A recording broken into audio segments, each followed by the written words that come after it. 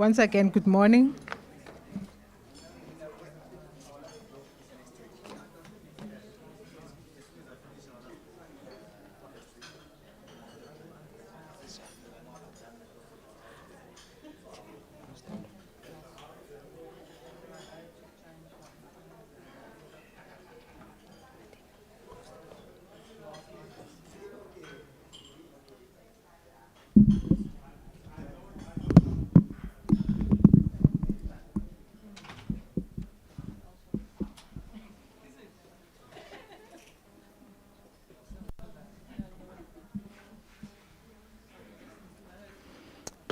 Thank you so much.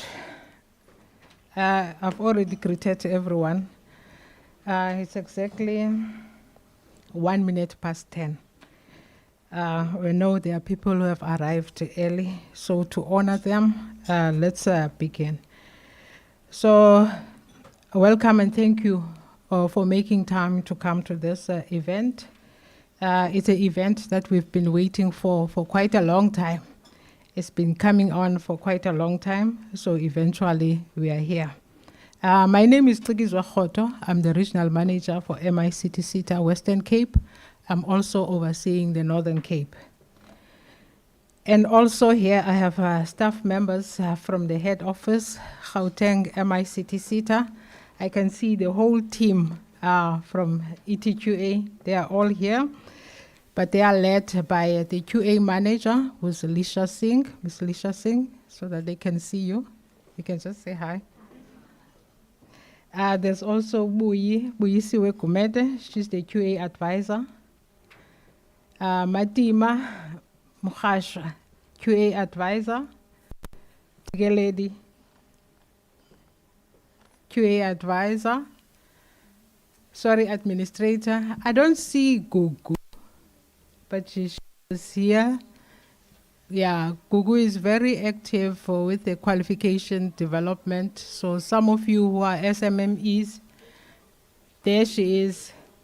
There's Gugu Jian. Yeah, she's very active with the qualification development and realigning qualifications. I also have with me the LMS team.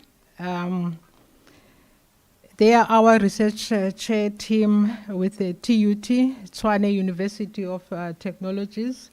They are the ones who are helping MICT SETA to develop the system which will eventually be utilized by all SETAs, so that there's a standardization in all the SETAs.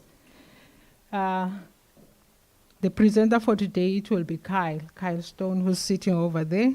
He's together with MICT SETA software engineer, Mr. Timothy Chweni. I also almost missed Bafana Musoma. He's the guy who does the verifications at MICT SETA. So if you need your scheduling for verifications, you should all blame Bafana, huh? But he's doing a good job there, ladies and gentlemen. The TUT team, together with our IT team, Miss Dineo Morris, she just joined us. They'll be taking you through step by step on the LMS system. As you know, as our stakeholders, it's not only ETQA that you are involved with, there's also WSP, there's also LPD, and you had experience with the other modules. The first one that we completed as a SETA, it was for the WSP submission, which went smoothly according to your feedback. And the second one we launched, it was the LPD module, which is also still under implementation. We're still busy with that one because there are lots of stages that go through the LPD. It's not just the submission of applications. There's a whole lot of things that also involved within the LPD module. But we are still happy so far with your feedback, of course. And now we said, since we've started the two modules, we need to also be starting with the ETQA module, which is why we are here today. And also outside, I know you've seen familiar faces, which is my regional support, Mrs. Nambi Takasi, the regional advisor, and Zolani, the regional administrator. You've met them, and I know you've been in contact with them all the time.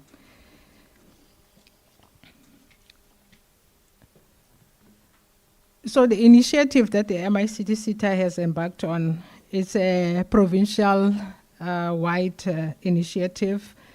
We started on the 23rd of August, and we're going to end on the 19th of September. So it's like the whole month going through the provinces. And today here is going to be a live demonstration. And we encourage you to participate. And any clarity that you need on your queries, please raise them up. We are building the system together. It's not only MICT SETA. Eventually, you'll be the user who are left with the system. So if there's any queries or clarity, please let's do that. It's going to be a very interactive session. So if there's anything, maybe you want to stop clarity on anything, please feel free to do so and just raise your hand. We also welcome our stakeholders who have connected via the platform system. And ladies and gentlemen, as MICT SETA, we value customer centricity. So that's why we are here today, to talk to you face to face, to address and clarify any uncertainties concerning the transition of the QA division from legacy to occupational qualifications. And we'll also be answering all your queries concerning our systems and processes. And also we'll be presenting this online system so that you can all track our submissions. So you don't have to call the office and wait for feedback from the office. So we try to make your lives very simpler and easy to follow.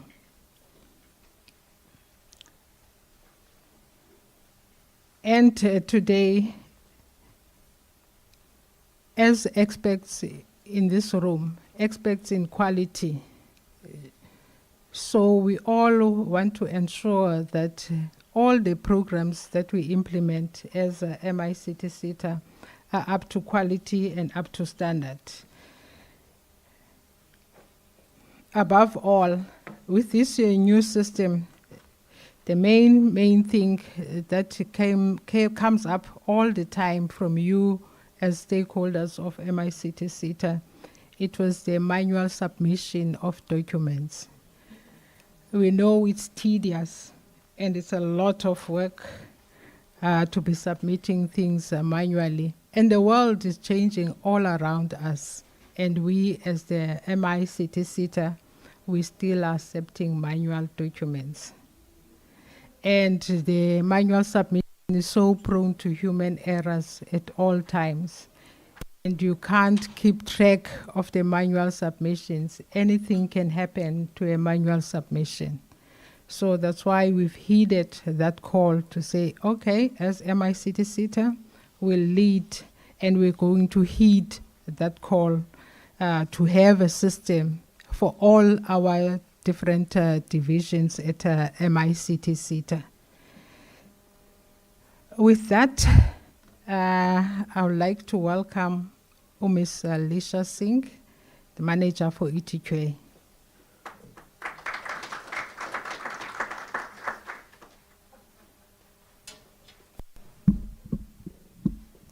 Good morning, everyone. And thank you so much for joining us this morning and honoring our invite. The main purpose for us to meet today, as indicated already, is to demonstrate our system and to train you in terms of using the ETQA module. But we thought it would be highly beneficial that before we go into a system training, that we talk to you a little bit about our transitional arrangements in terms of the phasing out of the legacy programs and the onboarding of the occupational programs. If we could please have the presentation flighted.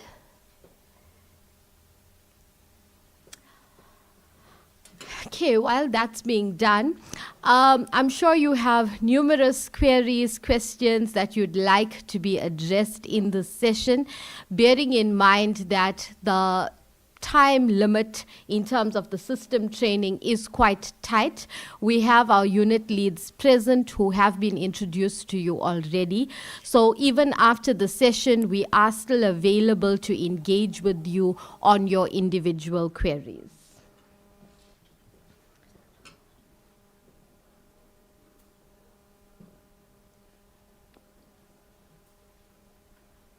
Okay, perfect. Okay, an overview of the presentation and what we're going to cover very quickly is the overview of the Occupational Qualification Sub-Framework, which is the new policy that has come into effect in terms of occupational qualifications, the transitional arrangements between the SETA and the QCTO, and obviously you, our stakeholders. Our registered programs, I'll give you a quick brief in terms of what's already registered by MICT SETA and what is still in evaluation. The accreditation process for both SDP accreditation as well as assessment center, just so that once you're done here, you hurry off to go and do those applications very, very quickly. And then lastly, we'll take a round of questions. So in terms of the overview of the Occupational Qualification Sub-Framework, this is a component of the NQF, which classifies qualifications to ensure that they meet specific needs. The purpose of the OQSF is to manage and regulate occupational qualifications, ensuring that they align to the needs of the sector. So what we found with legacy programs was, although they spoke to a certain occupation or job, very often it did not give the learner the right knowledge and experience to actually go out and do the job to their full potential. So you'll find that these new qualifications are structured in a manner where we want the learner to be workplace ready. We want the qualification to be fit for industry. The key purpose of the OQSF includes alignment with industry needs. So I think most of you already know we will not develop a program unless there's a need for it. That need has to come from industry, and that's from our sector skills plan, the research that we conduct internally, as well as stakeholders that come to us. So you can feel free to contact Gugu or myself who are dealing with qualification development and realignment, and let us know if you've identified a need for a specific program. Standardization. So with legacy programs, I think training providers had a lot of leeway in terms of let's implement it in our way. The OQSF limits that. Because there's an external assessment, we want you to all implement in a very similar and standardized manner so that every learner who comes out has covered all ground once they're certificated. Quality assurance. So obviously we then take on the role as the quality assurance body, and our role remains to come and verify your learning, to ensure that you're using the correct learning materials, to ensure that your facilitators are suitably qualified, to ensure that your subject matter experts are indeed subject matter experts. Recognition of skills, and to me this is something that's very, very important. Being in South Africa, we know we've got a lot of people in the workplace who have the technical skill, they have the ability, they have the know-how, however they don't have a certificate to prove that. The OQSF allows for recognition of prior learning, meaning we can look at the work that they are competent at and we can certificate them based on that. If you want to know more about that process, you're welcome to send us an email or engage us while we're here.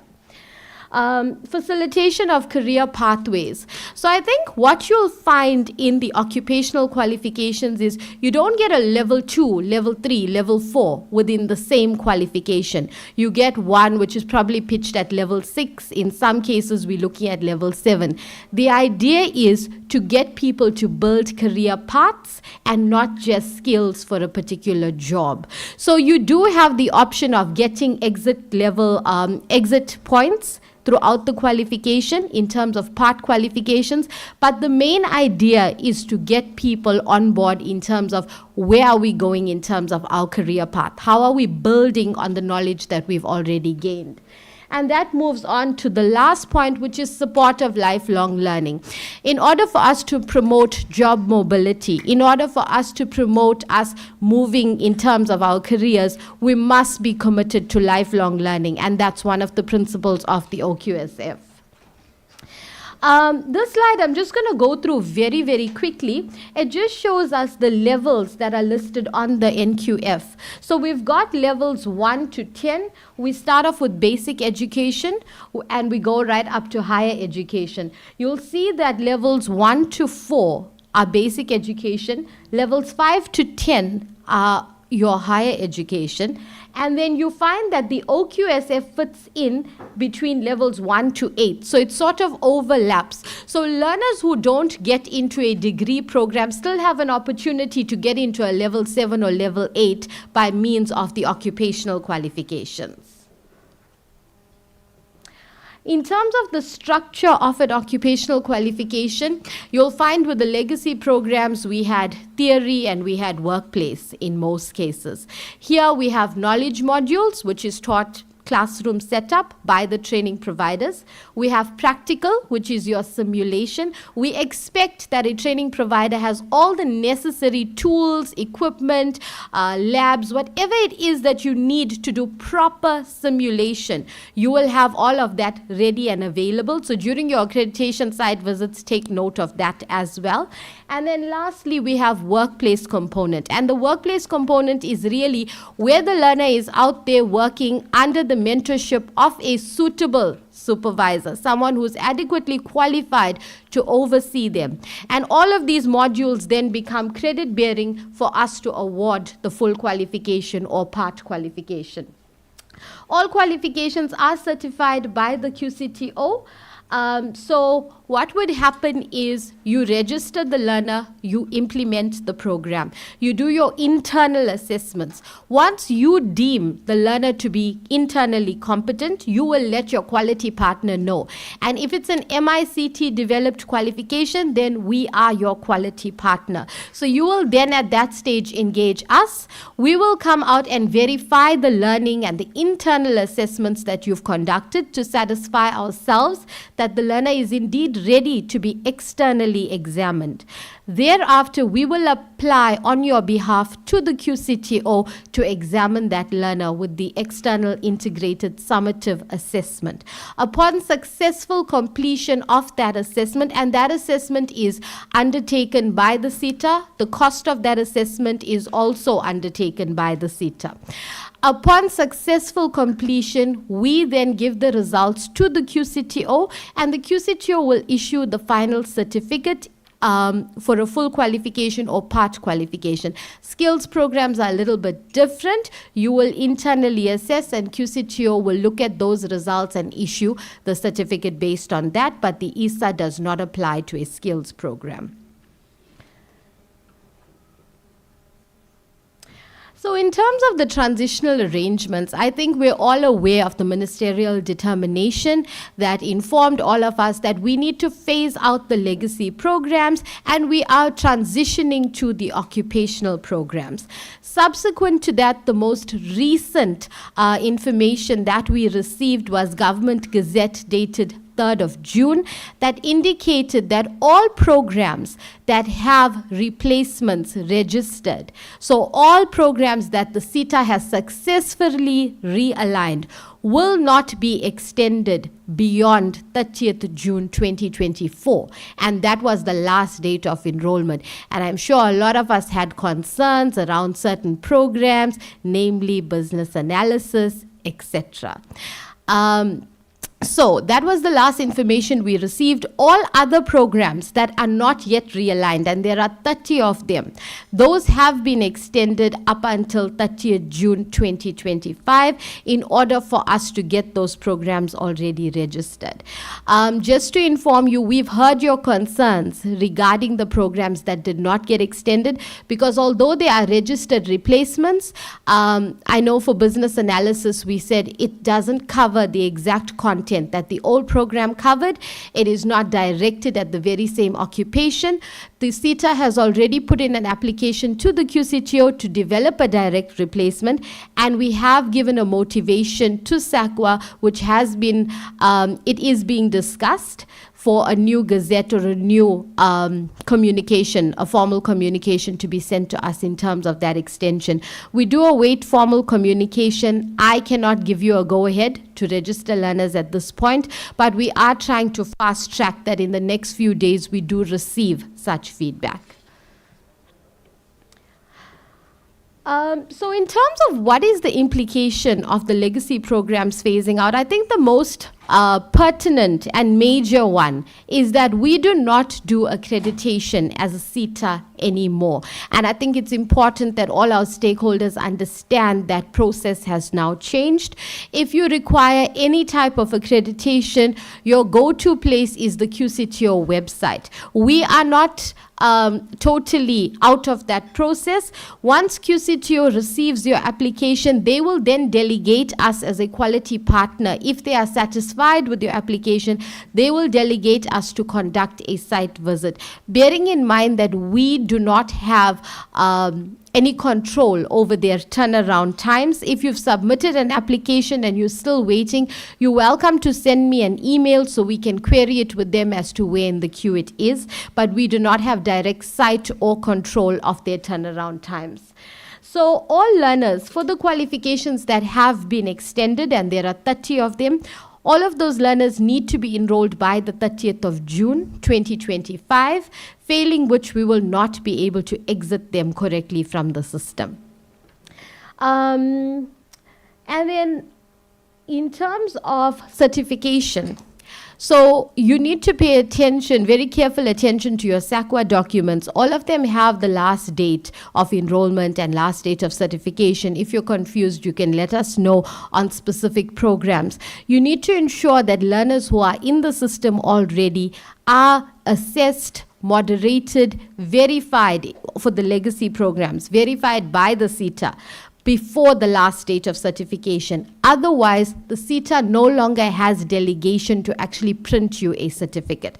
So as we're moving closer and transitioning towards 2027, let us be very mindful to track all of the learners who are currently in our system for legacy programs and exit them. Some of them are phasing out at 2027, others at 2028, those that have received the extension. So I did mention that Government Gazette dated 3rd of June listed qualifications that are extended.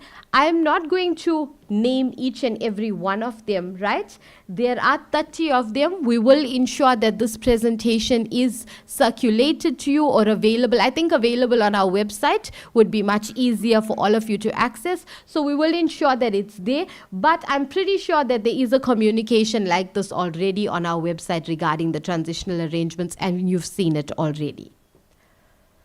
In terms of registered occupational programs, so these are the programs that we've realigned, these 7, and they are already available on the QCTO website for you to apply. So it's software engineer, software tester, sound operator, ICT business development consultant, media or program content production manager, advertiser, and telecommunications specialist. These ones you'll find on the website. Please apply for the accreditation. I am aware that there are no learnership numbers in place. We have put in our applications to the QCTO. That process requires QCTO to do a first vetting of the application, and they then send it to DHED, Department of Higher Education and Training, to issue the learnership number. So we are in that process. We know that these cannot be it cannot be implemented on a funded basis at the moment with the SETAs because we are missing LP numbers, but we are hoping that in the next few days we will start issuing to you the LP numbers and communicating that to you. So please, if you haven't applied, please do. In terms of registered skills programs, there's basic end-user computing, intermediate end-user computing, and advanced end-user computing. These 3 skills programs replaced a full qualification in the legacy framework. The full qualification is still available for you for this year. However, because the replacement skills programs are available, it would be good if you apply already.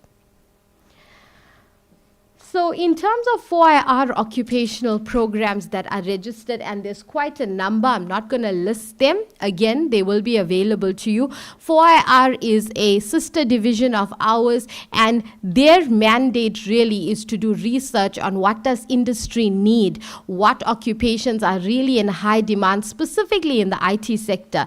And they've been developing quite a number of occupational programs. These programs are brand new. They're not realignments. So if you are going to start exiting learners on these programs, some of them are first in South Africa.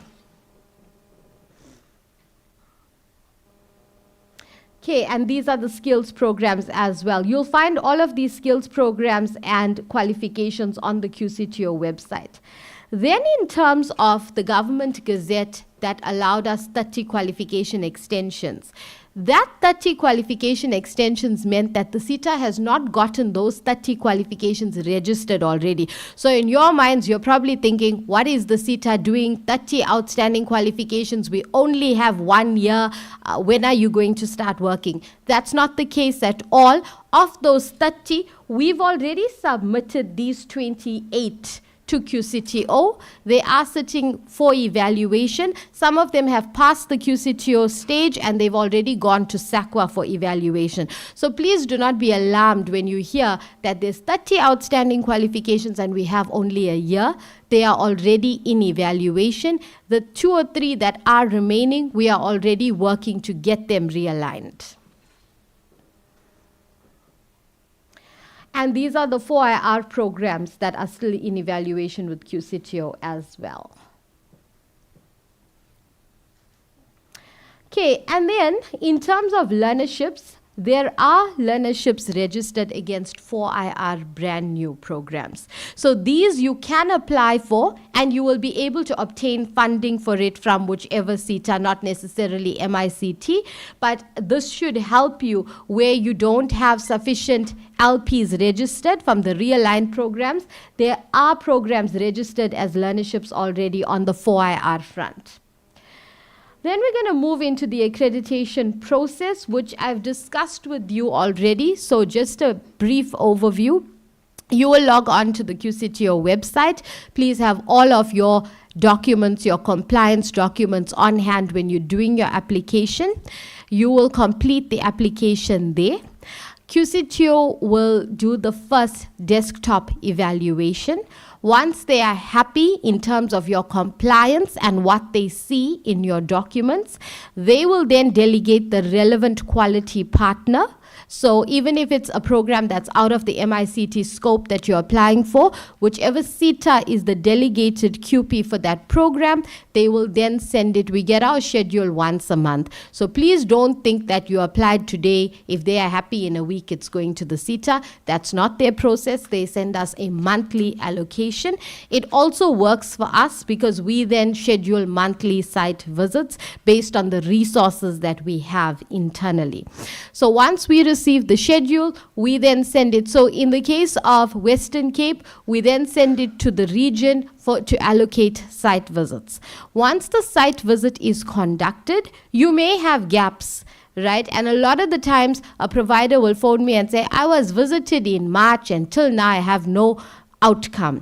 When you go to the advisor who did the site visit, upon doing the site visit, there were gaps identified, there were recommendations made. The SDP needs to close off those things and call the advisor back. In some cases physically, in other cases we can do the second round of it virtually. You can send us pictures, you can send us videos to show us that there's evidence that you've closed those gaps. So once the advisor is completely satisfied that you meet all of the requirements of the QCTO and the quality partner, they will then table that at our internal accreditation committee. It's very important to hold a committee. It shouldn't be, okay, Lisha says this provider needs accreditation, so it's done. It must be done in a very structured manner. So we look at all the evidence that's presented to us as a committee. We look at all of the compliance documents. We make sure subject matter experts are indeed qualified and experienced enough to be subject matter experts. And then we make our recommendations to the QCTO. Once it goes to QCTO, they have their own committee that sits once a month, and they then give you the final accreditation award. So you need to bear in mind that although your advisor may be satisfied at the end with your site visit report, ultimately it is the QCTO who has the delegation to award your accreditation or not. The SETA can only make a recommendation in that regard. Okay, so I think we've covered this process quite extensively. I'm not going to go through it again. The assessment center follows the exact same principle as the SDP accreditation. So once you've trained and your learners are ready for the ISA exams, like we've discussed just now, we need an accredited center to actually conduct that exam. So if you are an SDP and you would like to apply to become an accredited assessment center, you will follow the very same process. You will apply using the correct link, the one that pertains to assessment center accreditation on the QCTO website. They will do the desktop evaluation. We will send out one of our advisors to come and view your facility. With assessment center accreditation, it is very specific. You must have all of the necessary tools, equipment, invigilators, assessors, moderators, everything that's required in terms of good assessment practice in order for you to become an accredited center. Once you get that accreditation from the QCTO, it is up to us as a quality partner to procure you at the tail end. And I use the word procure because we bear the cost of that examination. It's not the learner and it's not the training provider. So we would have to follow our own internal procurement process to then procure the most provider within that region or area in order to implement that assessment. So in terms of role players for assessment centers, so the QCTO, we know there are quality council. They are there to oversee, manage, make sure everything is according to guidelines and so forth that they set out for us as a quality partner and for you as skills development providers. In terms of us as an AQP or an assessment quality partner, and that is MICT SETA, our role is largely to enroll the learners on the ISA, to make sure it gets implemented on the day of the exam. We are to be present. Although you may be an assessment center, the ultimate management of that assessment does come from us. So we will be there to oversee and ensure that you are adhering to good assessment practices. And then lastly, the assessment center needs to comply with all assessment rules and practices, needs to report correctly to the SETA if there's any irregularities, and needs to be entered into a valid SLA with the quality partner. So bear in mind, you may be an accredited center, but in 3 years, please don't start running your own assessments independent of your quality partner. Your learners will never get a certificate. Right? Very important to note. We need to implement it by having a valid SLA with you. And that's largely the ISA and the assessment process. So I think this process is very much the same as the SDP accreditation. I don't need to go through it step by step. You know, it's going to go from the advisor to the committee to the QCTO. If they award you, they will give us a letter which we will send out to you on the email address that we have on file. And that brings me to the end of transitional arrangements. Thank you very much. Are there any questions? Yes. What is the approximate turnaround time? I know you can't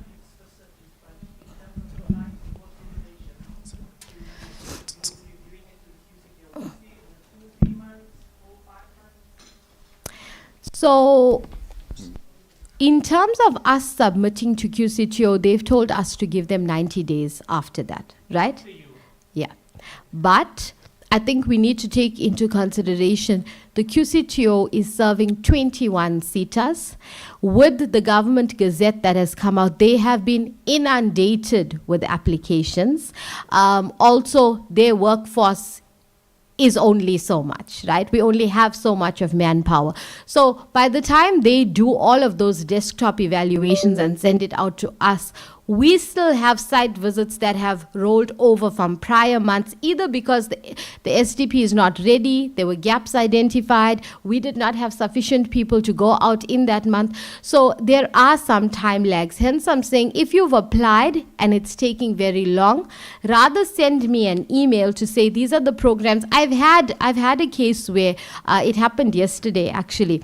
A provider phoned me and said, I've applied very long ago, you haven't come out, I'm very angry. QCTO says that you were supposed to be here by now. So I emailed the QCTO to say, okay, do you have record of this application? And they say no. They suspect the provider used the incorrect link. Because remember, there's different links for assessment center, for SDP accreditation. There's also workplace approval and so forth. So we need to just be in constant communication, and you have a regional office here that can serve you, and they work very, very closely with us. So where you are having time lags, the best thing to do is to escalate it to your regional office. They will engage us, and we will definitely engage the QCTO and see what we can do to assist. Okay, thank you. I've got a follow-up question. Sure. So, thanks.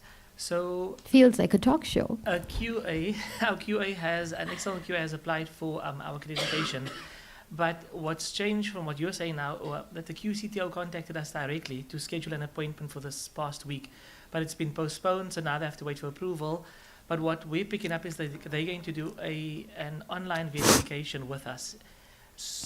Am I following the right way? Because I'm going directly through the QCTO, or is it best to come via you and then wait the 90 days? Because right now we're waiting on feedback by close of business today as to when we'll be receiving our appointment. So this is for SDP accreditation. Yes. So it's always going to be that you apply directly to the QCTO. You're never going to come to us first. We will never action anything in terms of accreditation unless it's on a schedule from QCTO, because it's not our delegation otherwise. They are now our principal.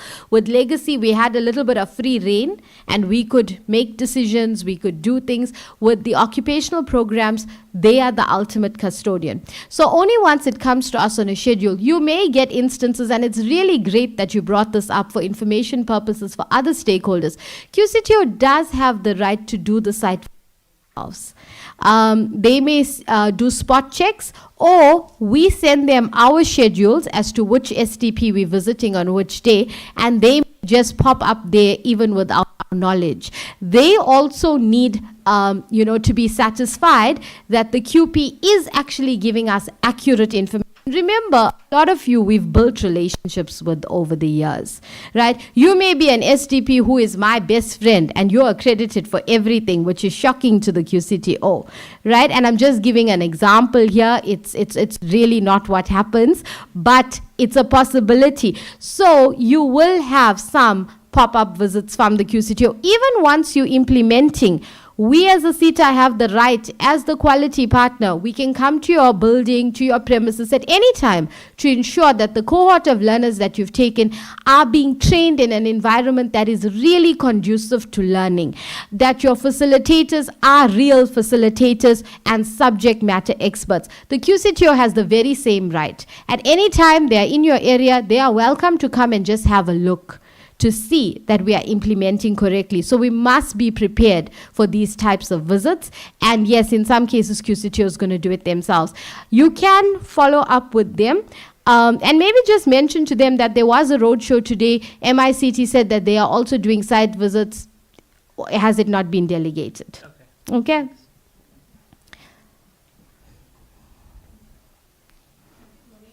Morning.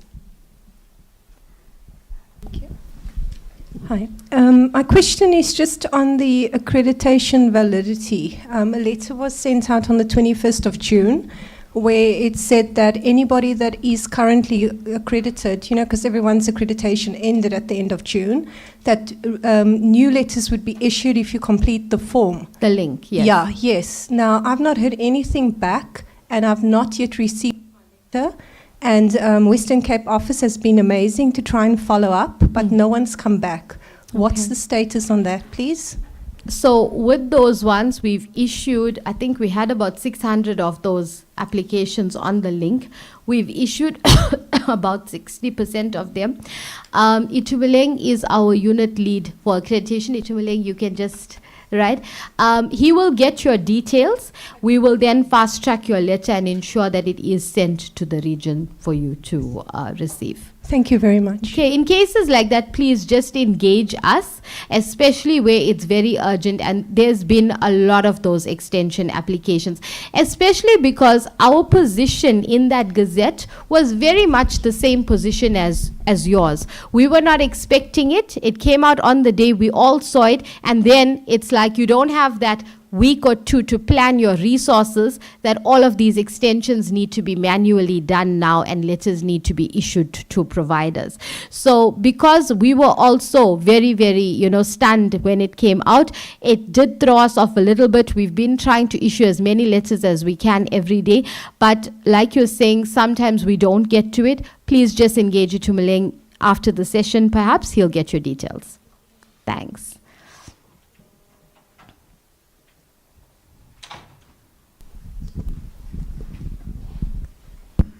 Thank you so much. Good morning, everybody. Morning.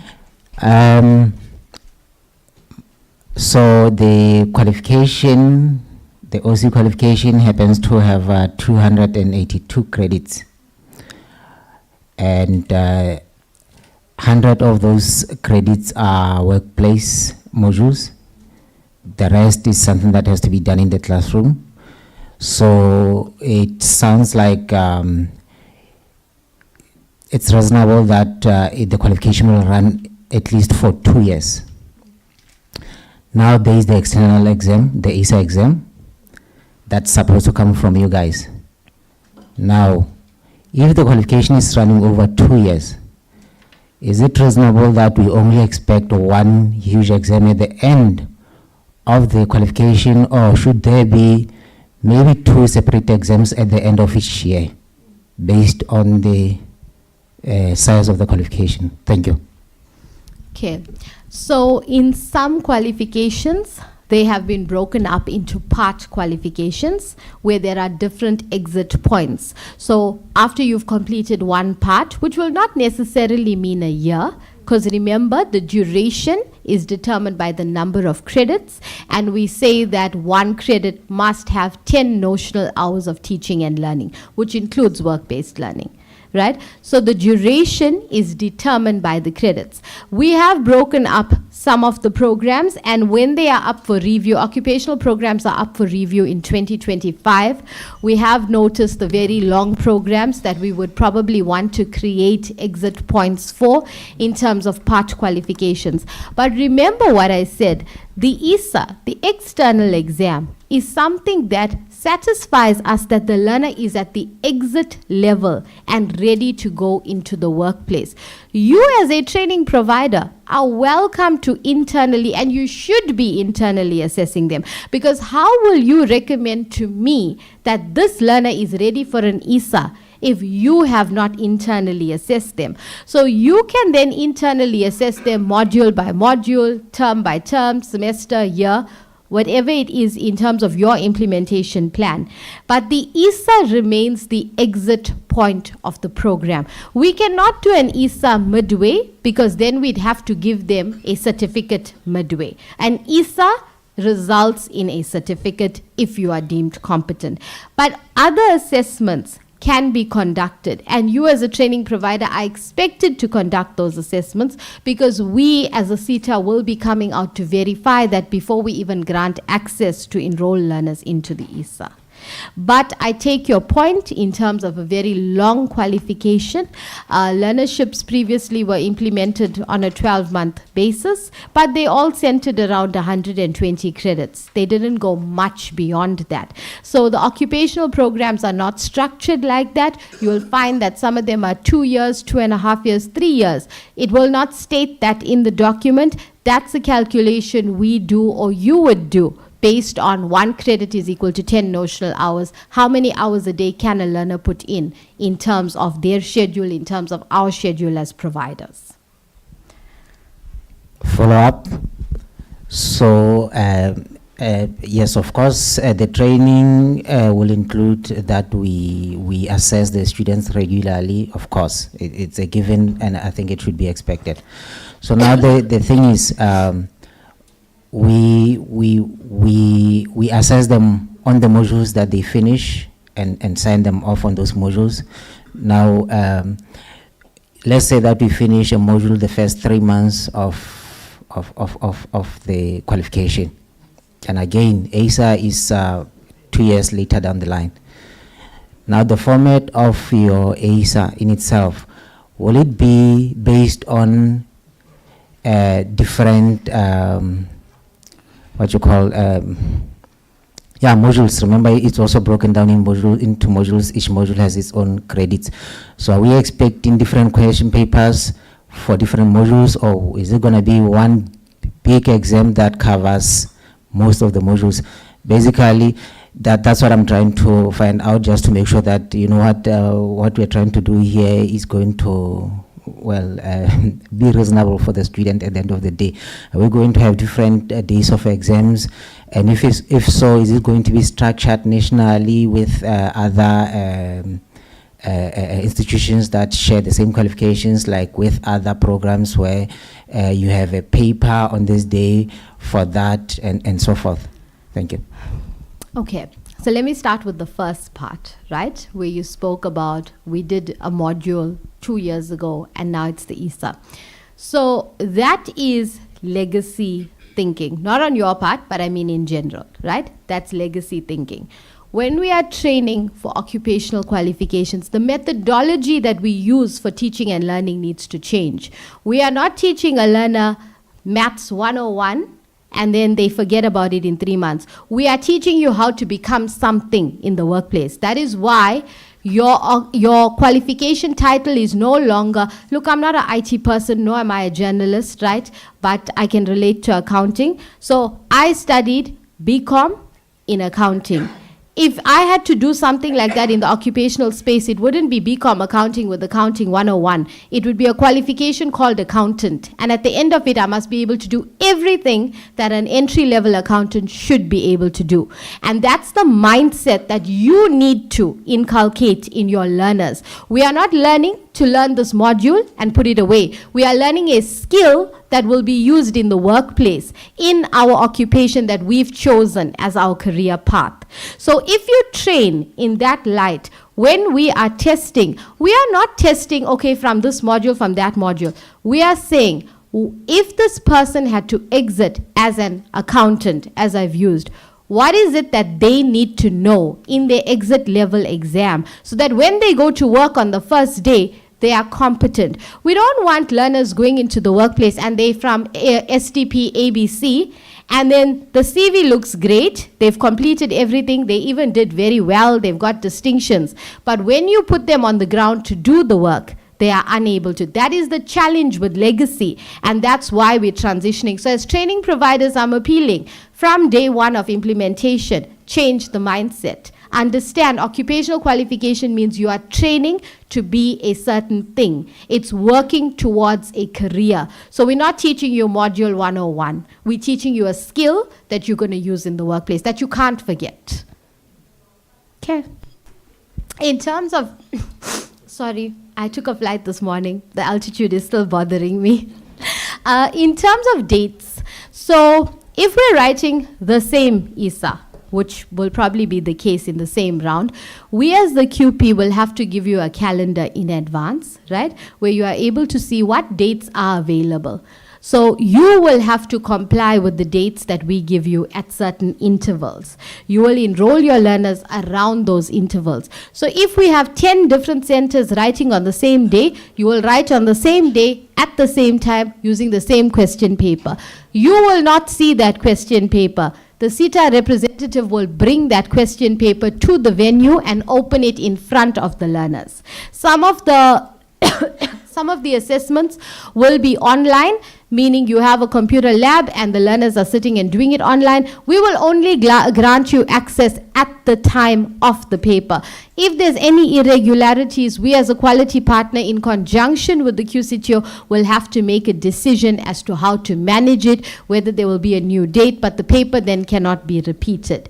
We will always be the custodians of question papers, marking memos. You will not have access to those things at that point.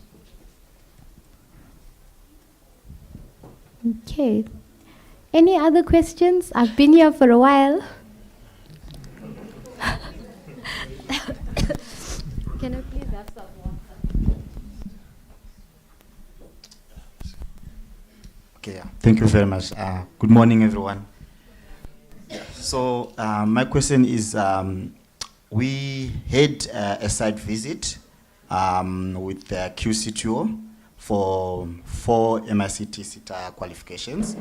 That is data science, software development, design thinking practitioner, and design thinking innovation lead.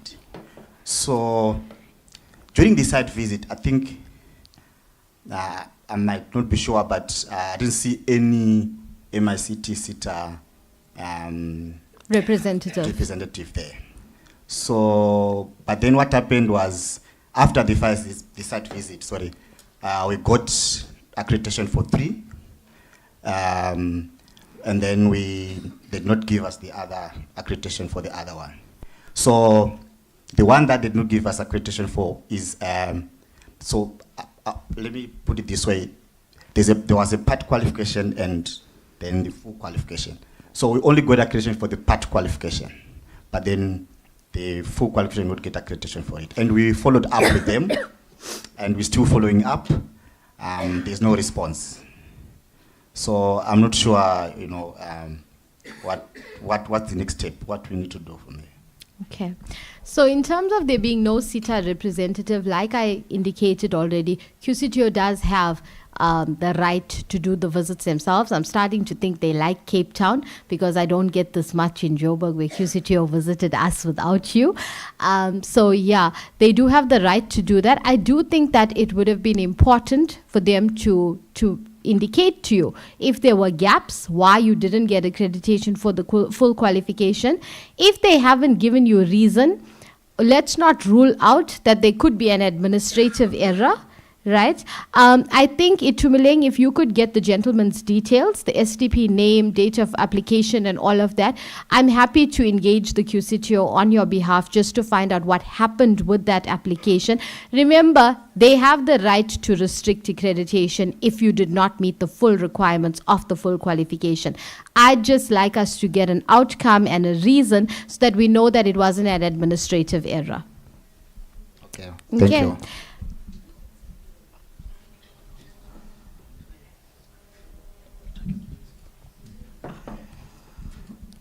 Good morning, Karina from PBT. I just want to recap a little bit on the timing.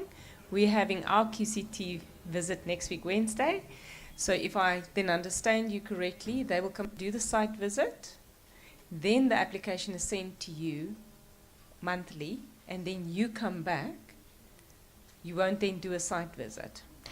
Not unless they delegate us to. If you're saying that they're doing it themselves, then sometimes they send out their own subject matter experts. They'll come, they'll do your site visit, and they take it themselves to their own committee. We will then only find out once you get an outcome.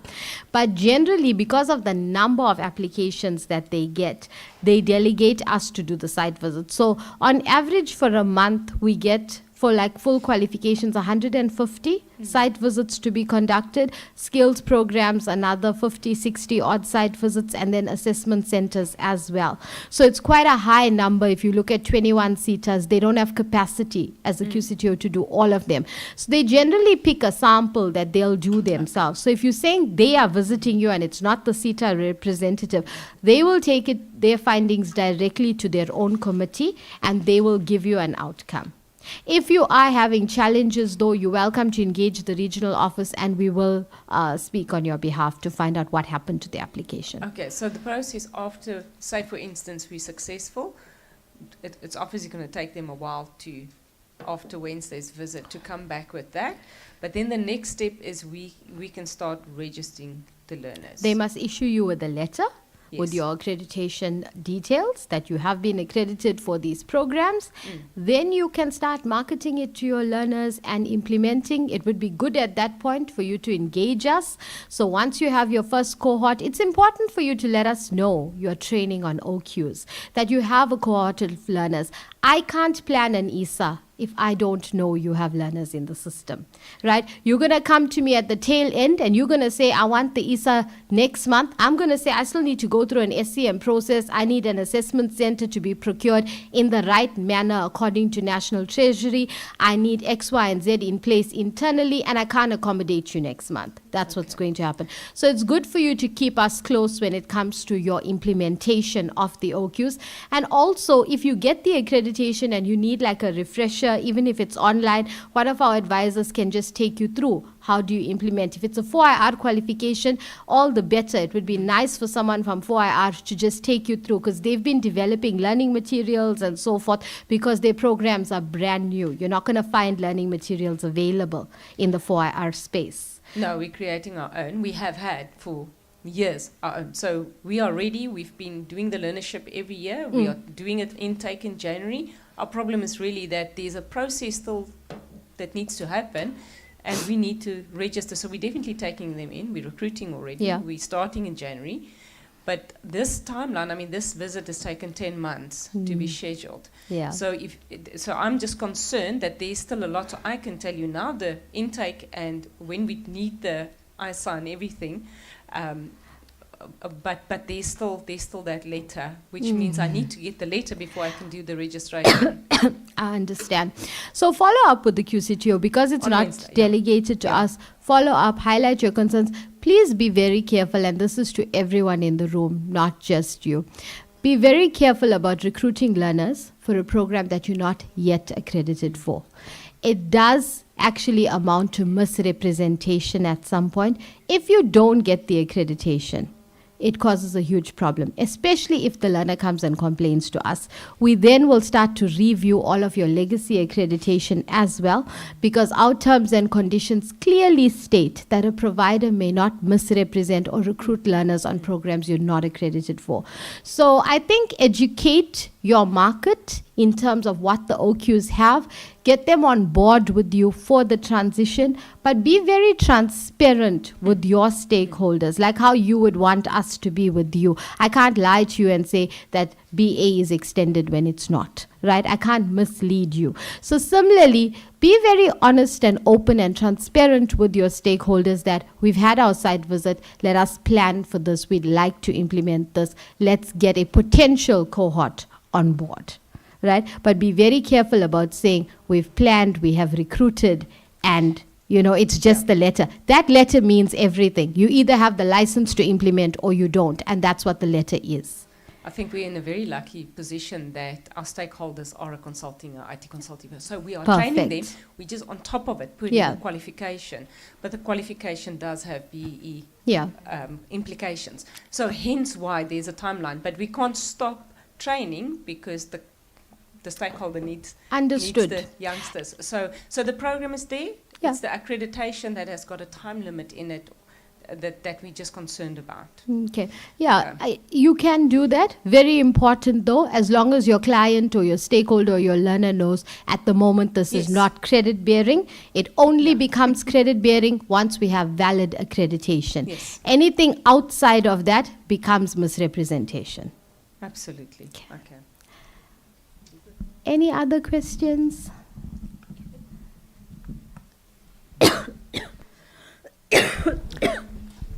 Another question. You mentioned the fact that a part of accreditation application involves looking at the qualifications of the instructors, which I understand is very important. So the understanding is that when you're looking at the qualifications, you're going to look at the qualification if it's suitable for the trade being taught, right? Will the idea of education or teaching qualifications also be important in terms of accreditation, or you just need people that are suitably qualified in the trade itself that's being taught? So are you saying that if I want to become a facilitator, I must, for example, have something like a PGCE or a qualification in facilitation?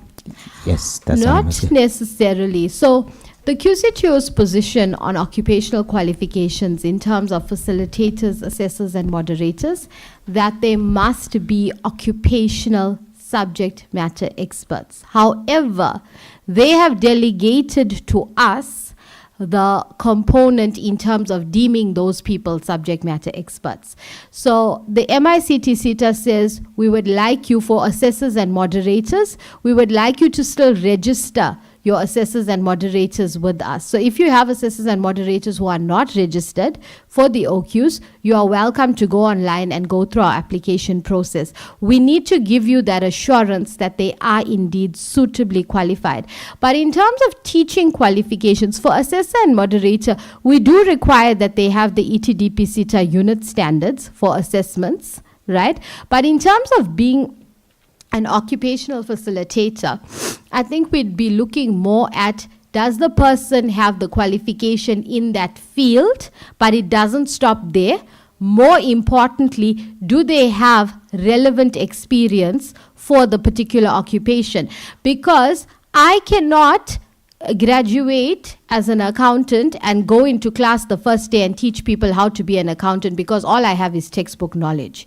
I needed to be industry for maybe 2 years for me to actually teach you what it is you'd be doing day to day. So there again, let's put on our occupational mindset when we are recruiting our facilitators. Are these people who can get people to the ISA successfully? Is this somebody who is so comfortable within that occupation that it comes as second nature? Because in order for me to teach you something well, it must come very naturally to me. So that's what you should be looking for in a facilitator. Someone who is going to get a learner to be successful in an external exam. Okay. Are there any other questions? Going once, going twice, and 3. Thank you so much. You have been such a wonderful and interactive group to be with. I'm so excited, and I'm so motivated after engaging with you. I've taken all of the concerns that you've raised, and really we would use it to better our department and us as a SETA. So thank you so much for receiving the presentation so well. Please enjoy the rest of the session.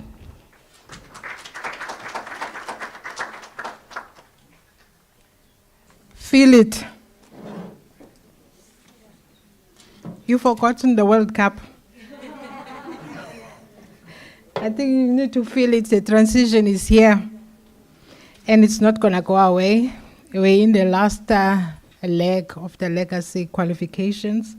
We are all going occupational, and I'm so glad that some of the stakeholders have already got accreditation with the QCTO.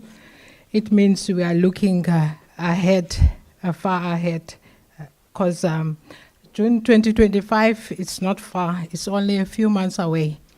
So I think we should all be going over to the QCTO. And once again, just to re-emphasize, there's nothing wrong with QCTO to go directly to you for a site visit. We do the visits parallel with the QCTO. So there's nothing wrong at all if there's no SETA representative, because we all know that QCTO resources are very limited.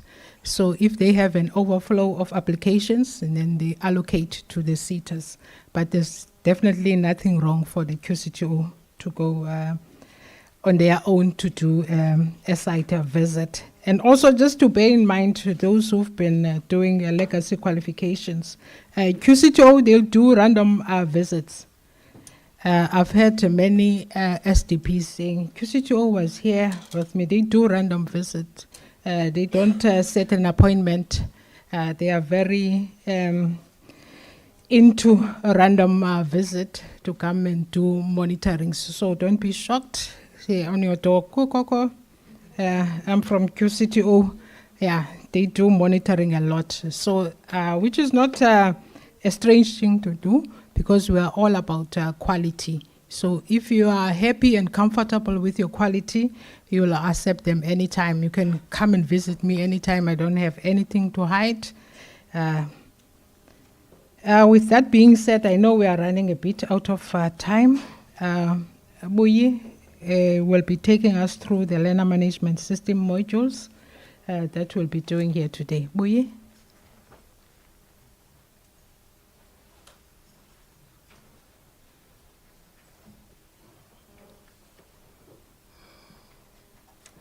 Thank you, MC. Good morning, colleagues. By way of introduction, I am Buisiwe Gumete. I'm a quality assurance advisor from the MICT SETA. Mine today is to take you through the development process, how the system is built, which functionalities you can find in the system. Right. All right, so for the development process, before we started with the development of the system, we actually looked into our manual processes.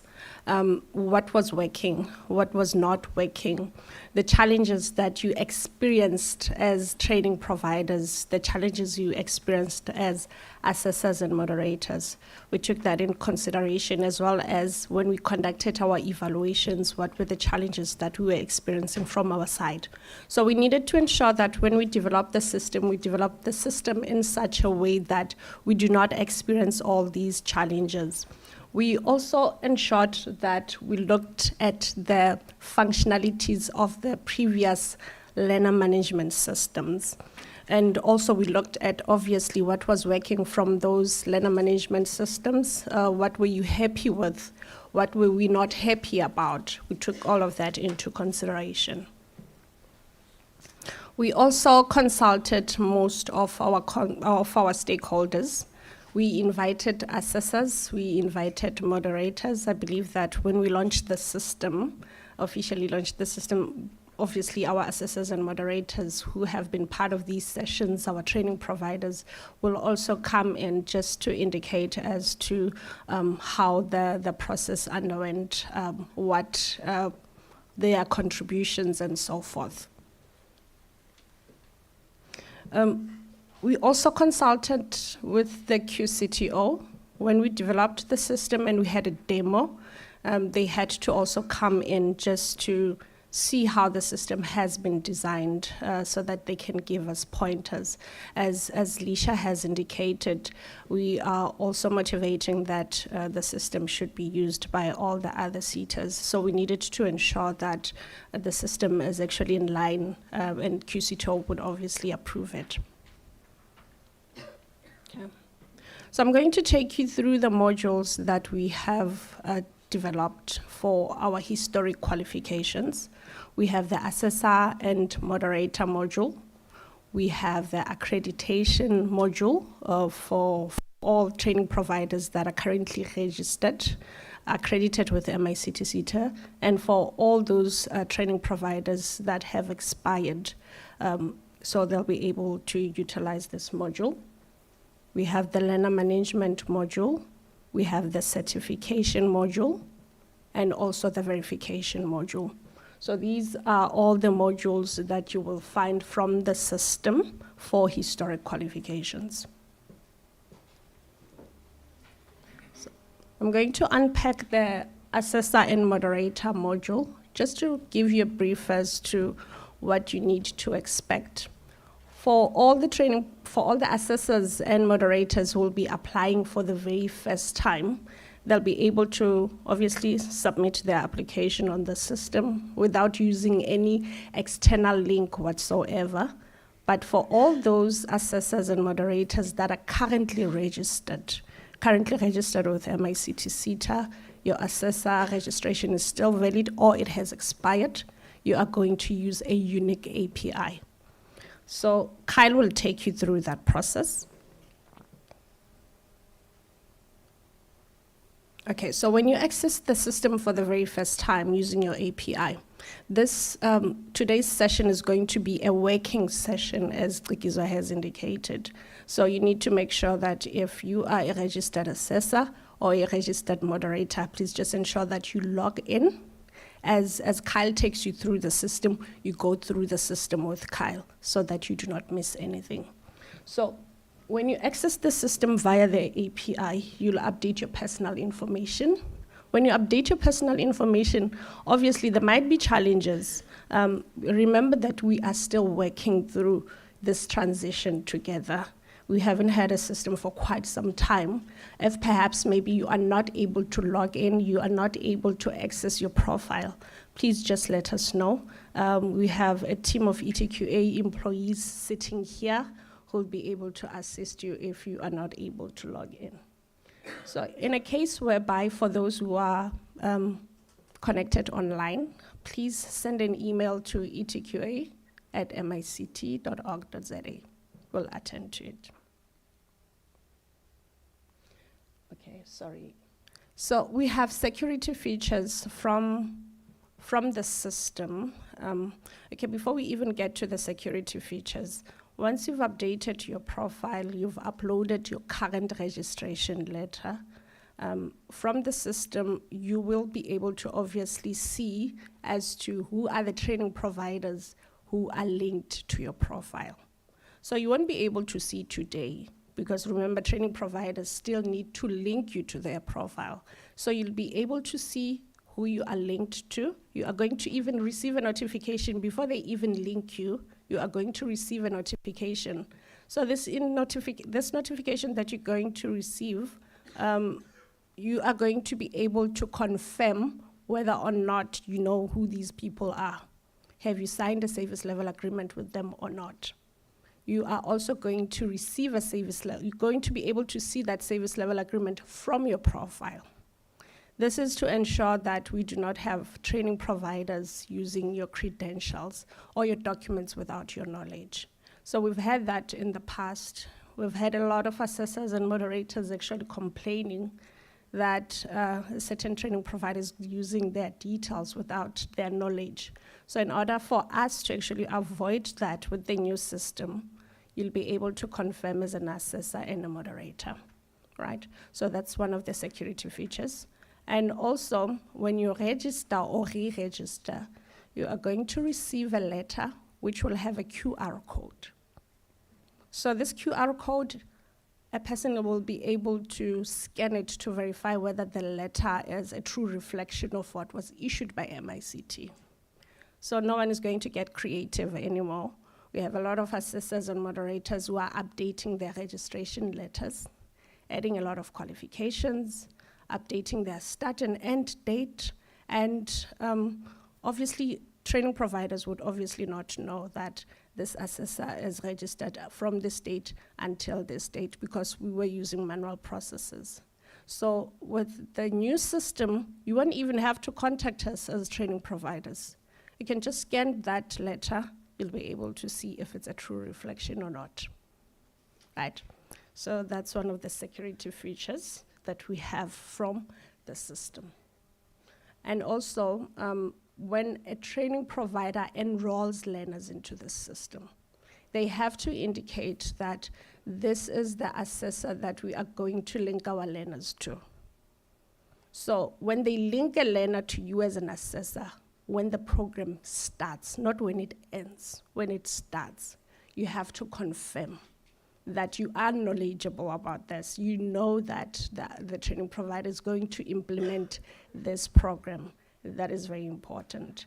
So you are going to receive those notifications. Training providers are not going to conduct training and use your credentials, obviously, without you knowing. Even if there is a consultant that the training provider would obviously be using as an assessor or moderator, you are going to know that your credentials are actually being used. Okay, the second module is your training provider module. So your training provider module, you are an accredited training provider, or your accreditation has expired. You are going to be able to have access to the system in any way. You're going to access the system via the API. As Lisha has indicated, you cannot apply for accreditation. So we do not have a new application for training providers who are applying for the very first time. So you are going to use that secondary link, the API, where you are supposed to confirm your details. So from the API system, you will update your company information. If perhaps you've moved from the physical address that we have captured from our site, you'll have to update it.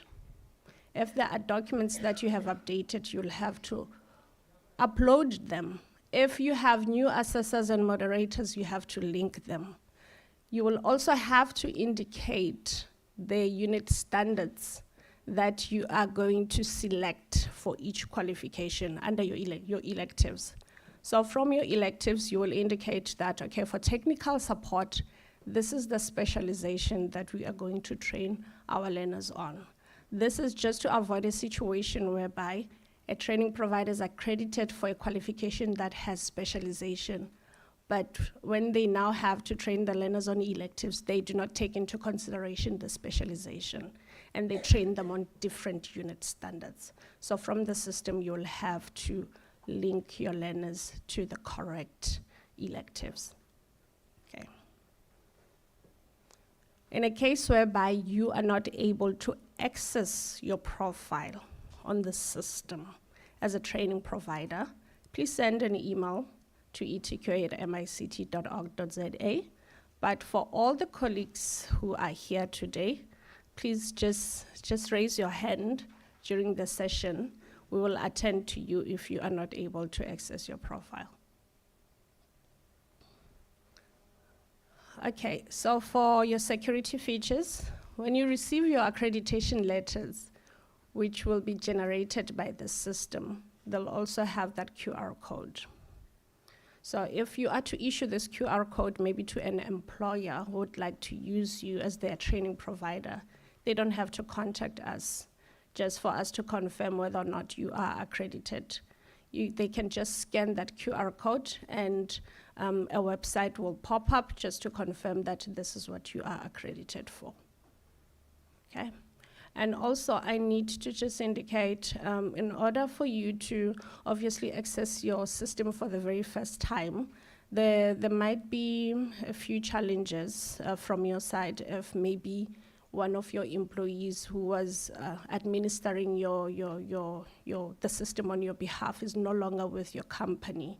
You won't be able to have access to the system because the person who had access, the email address might have changed and so forth, and the contact details. But we are obviously here to assist with that. Right. So the next module is your learner management module. Your learner management module, obviously you can load your learners into the system for funded programs and non-funded programs. But for funded programs, you are not going to be loading learners as training providers. If it's a funded program by MICT SETA and there is an employer, the employer will load learners from their side and they will link you as the training provider, and you have to confirm that you do have an agreement with the employer. You are training on their behalf. This is to also avoid a situation whereby employers are submitting their applications through to the MICT SETA, and they've indicated that training provider A as their training provider, but you do not even have an idea that you have an agreement with this employer. So you'll get a notification and you have to confirm from your side that you do have an agreement with the employer, and this cohort of learners is going to be trained by your training center, right? So you will confirm, the learners will then move to your profile. Okay, so for non-funded programs, you will add your learners into the system, and there is a new process that we are going to introduce as the MICT, but I'm going to take you through that process when we go through the verification. So you will add your learners, add your implementation plan, indicate your start and end date, link them to your assessors and moderators. Obviously, the system would then indicate if you do have assessors and moderators who are going to be able to assess and moderate your learners. Their registration, is it valid or not? So from the system, what's different from this system and the previous systems is that you are able to load your learners in groups. We have training providers who are conducting continuous training on a daily basis. There are learners who are trained. So in order for us to actually identify your learners, you are going to load them in groups. So you'll have your group one, you'll give it maybe a specific name, maybe call it FNB 128, your second group like that, so that we are able to identify them from the system. So you'll also upload their supporting documents from the system from the onset. So you are not going to submit their supporting documents towards the end when we now have to verify. So when you start with the program, whilst the learners are available, you are going to upload their learners. We experience a lot of challenges when we have to conduct verification, and learners, their learner IDs, qualifications are not there, and you have to contact the learners to come through to submit. They did not sign their declaration of authenticity and so forth. So in order for us to avoid all of that, when you start with the program, because the learners are also eager to learn and they're very much interested and they're hyped up about the training, they'll obviously submit all those documents. So this is the verification module. Remember, I did indicate that there is a new process that we are introducing. When you load your learners into the system, you are going to request for what we call induction verification. If you can go through your verification toolkit at this particular moment, there are 3 types of verification. You have your induction verification, interval verification, and exit verification. So for induction verification, you are going to submit your implementation plan. You're going to load your learners, link them to your assessors and moderators, an advisor will then be allocated.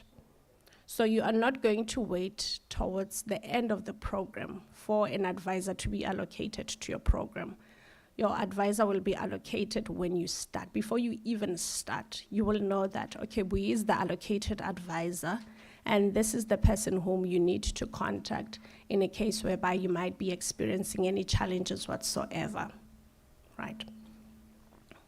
We also have interval verification. With interval verification, halfway through the program, you're supposed to conduct interval assessment and interval moderation. So this is also to ensure that if there are any challenges, if there are any gaps identified, you are able to address them in time. Especially for funded programs, we do not want a situation whereby learners have actually left the workplace and the assessor has assessed, but the moderator has actually identified that there are a lot of gaps from the learner POEs that have been submitted, and the learners are not longer available to actually come back to remediate. So during interval verification, that's where you will be able to see whether there are gaps identified and you are able to address them timely. With exit verification, the process is still the same. how we conduct exit verification in this particular moment. It's how we are going to conduct exit verification using the system. Okay, so the certification module, the last module is the certification module. With the certification module, you are going to receive digital certificates.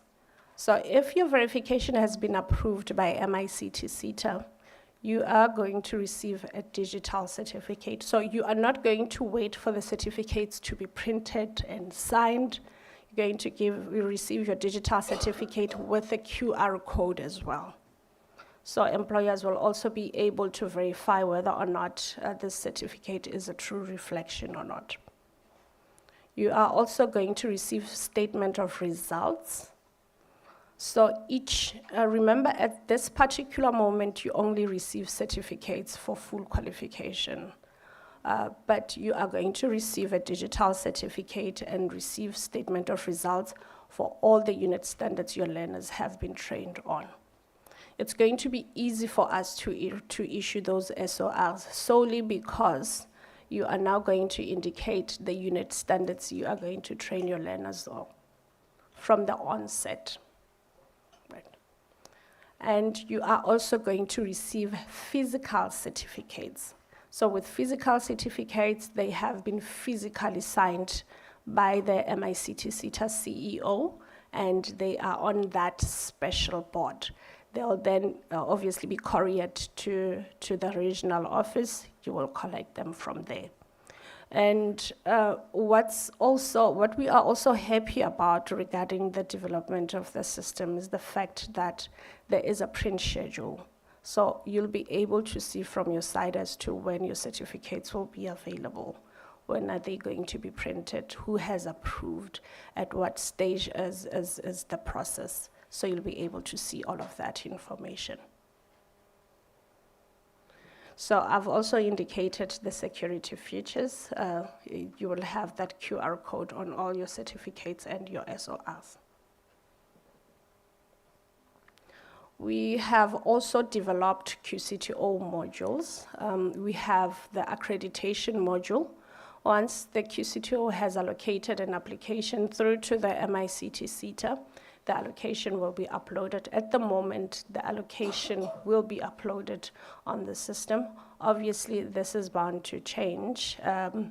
We are still busy, as indicated. We have consulted the QCTO. We're looking into ensuring that all the other SETAs are onboarded on this system. They're using the same system. But currently, the process is that we will upload the allocated applications on the system. Once the applications have been uploaded on the system, you as training providers, you will then receive notification that your application has been allocated to MICT SETA by the QCTO. You therefore have to now go into the system, log in, and upload your supporting documents. After your supporting documents have been uploaded, you will be allocated an advisor. That advisor will evaluate your application and conduct the site inspection. So from the system, you'll be able to track as to how far the evaluation is. Right. We also have the qualification development module. So from the qualification development module, you are able to request the MICT SETA to develop a certain qualification. If perhaps you see that there is a need for a certain qualification to be developed, you will use this module to request. So you are no longer going to go directly to the QCTO. Well, you can, but with the system in place, you can just directly come to us for occupations that fall within our scope. We will then facilitate the whole process. And also from your side, obviously, you'll be able to see as to how far the application is within the process. Has it been allocated? Has it been evaluated? Has it been approved or not? Okay, we also have the subject expect module. So from the subject expect module, this is where we are going to register your facilitators, your assessors, and moderators for occupational qualifications. Right, I think I've touched on the qualification development module. Okay, so the ESA module, this module is still in development, but as soon as it has been finalized, you'll be the first people to know. So that is the system in a nutshell. I am going to hand over to my colleagues who are going to take you through the system. And I need to urge you to please have an open mind and ensure that if there is perhaps something that you need us to update from the system, if you have any contributions, any questions, anything at all, please engage us. This is your session, this is your system. You are going to be using this system, and if you do not indicate if you're going to have any challenges whatsoever in the future, we obviously from our side we cannot know that you're going to have challenges or you're not going to. It's not user friendly in any way. So we are the very first SETA to actually give our stakeholders this opportunity to update the system, the development of the system. And I'm so happy that we have such developers as well who are open to that. You know, with system development, people, they are always, they don't want any changes made. They don't want to go back and code and do that. But I'm so happy that we have the TUT team on board. Thank you so much. Please, let's enjoy this session. I'm going to hand over to Kyle. Thank you.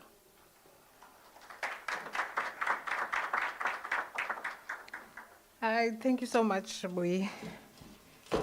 Indeed, we as a SETA, we are improving on quality assurance with all those security features that Bui has highlighted. It means we are indeed following into that line of upholding the quality of our training institutions, quality of the learning programs that we are implementing. And Bui, who has been with the SETA, I think it's over 10 years now, Bui. Yeah, she's been with the SETA over 10 years now. Now you can tell from this presentation that the module has been really thought of thoroughly with the lead of Bui in developing all the different modules within the ETQA division. So we just need to acknowledge all the hard work that you have done. We know this is not easy with all the other tasks that you have to do, and there's also a module also that needs to be developed. So we just, I just thought we need to acknowledge you, Bui, with all the help that you've assisted us to develop the system to where it is today. Kai, now over to you.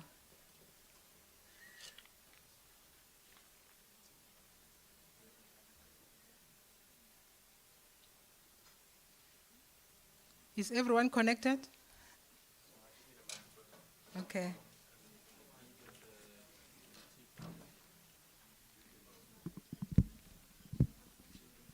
I know we're going over time. We're going over time, so I'll just allow Kyle to go over maybe 30 minutes, and then we can do a leg stretch.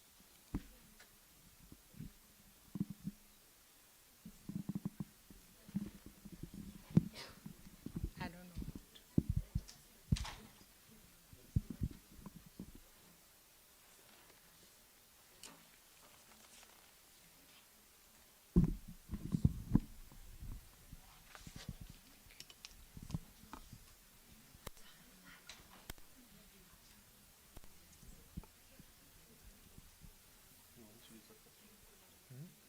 No, it's fine.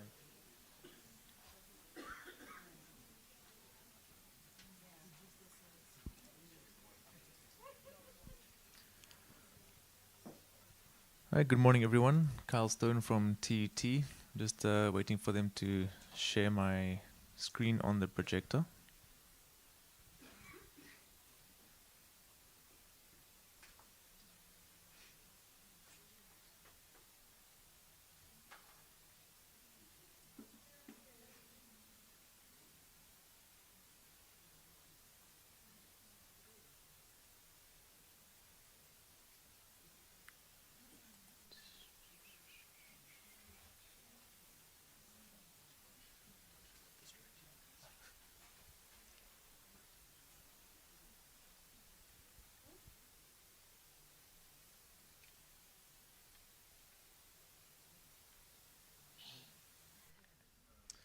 There we go.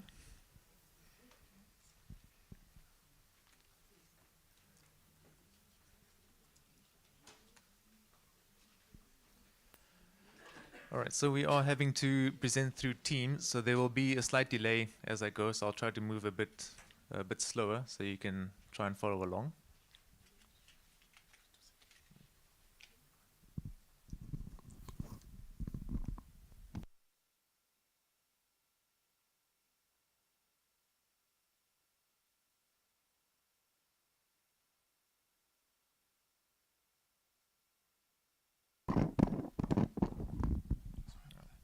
Thanks.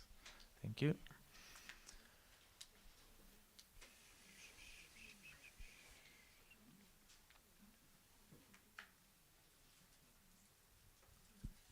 I think they're trying to make it a bit bigger.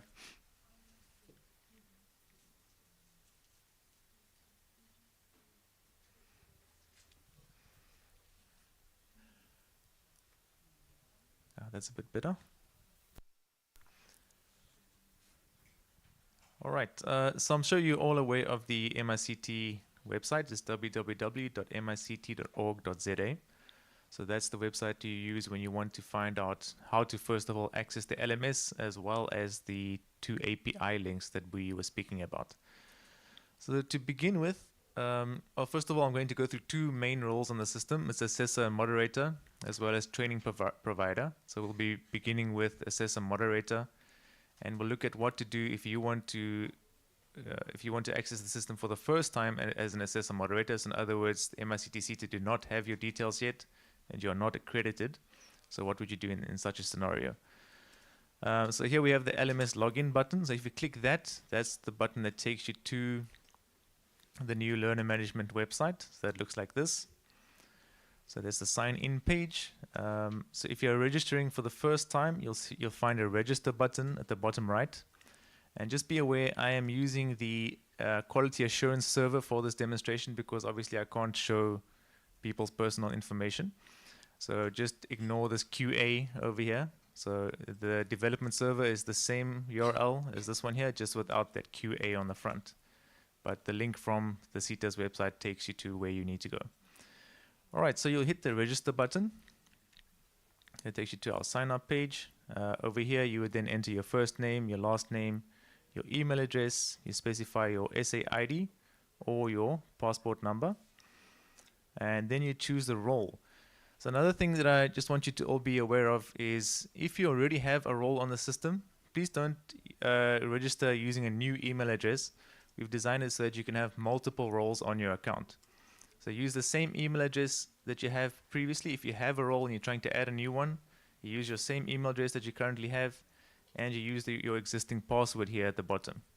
What that'll then do is it'll add a role to your account, and I'll show you how you can switch between roles at a later point. Okay, so here's where you choose the role that you want to add. So for us, we want ETQA assessor. So we would click on that. And over here is where you capture your password. So as you start typing, I don't know if you can see that there, but it gives you the minimum requirements for the password. So it'll tell you you need to have 14 characters, 1 lowercase letter, a capital letter, a number, and a special character. So as you keep typing and you meet those requirements, more of those circles will get filled in until they're all green. Then your password strength is good enough for you to proceed. Then another common area where people sometimes get a bit slipped up is with this I'm not a robot section. So sometimes you can click this and it's going to give you a bunch of squares. You have to identify the traffic lights, the crosswalks, and so on. But also just after you click it, please just wait for the green tick to appear before you continue to click the register button. So only once that green tick is completely there, has it actually verified that you are indeed a human and not a robot trying to do something nefarious. All right, so once you're done with that, you hit the register button, and then you'll have your account, and you just log in on the login page. All right, so that was for new assessors and moderators. So for those of you, now remember we've migrated this data from the manual processes. So there are about 6,000 assessors and moderators that have been migrated into the system. So of course, from the manual process now onto the digitized solution, there will be some issues, so you might not find yourself here, but it is obviously resolved by you contacting the SETA directly. I'll show you how that works as well. So from the MICT SETA website again under the stakeholder login section, we're going to move to the assessor moderator registration link. Okay, so you click on that and that'll take you to here. So this is the assessor moderator registration verification page. So I'm just going to give everyone a chance to try to navigate to this quickly. And what you will need on the page is your ID number and your registration number.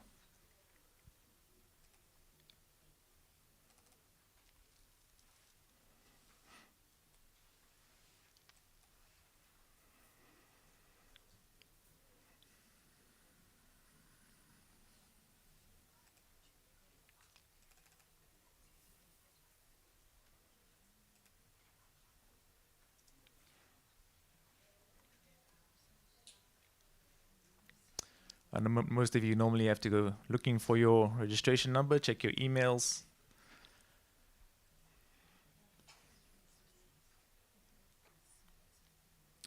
Okay, so in an ideal world, we will have your ID number linked to your assessor registration number. And then once you click the orange send OTP to email and cell phone button, it'll send you the OTP. I think my page timed out. Let me paste here.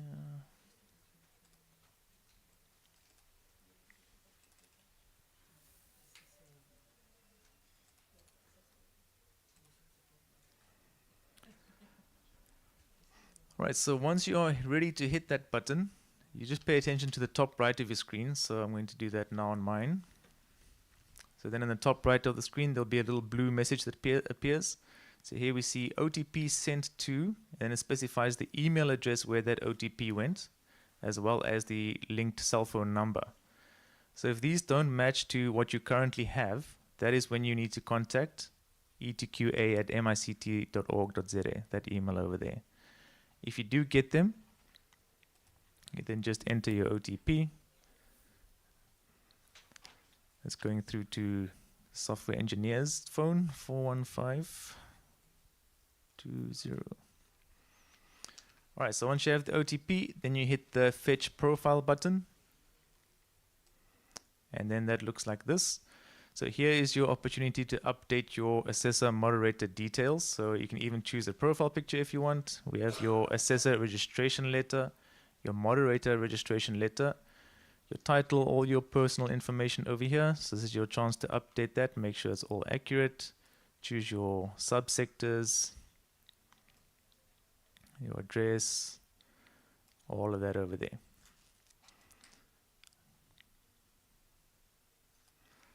Okay, the other tabs we have here, we can also see the qualifications that are linked to you with the qualification codes. If you click on these, it takes you through to the SAQA website for that specific qualification code and the unit standards section as well. So these are all the unit standards that I'm accredited for. Quite a lot of them. So obviously this is just a test account. I'm not that smart.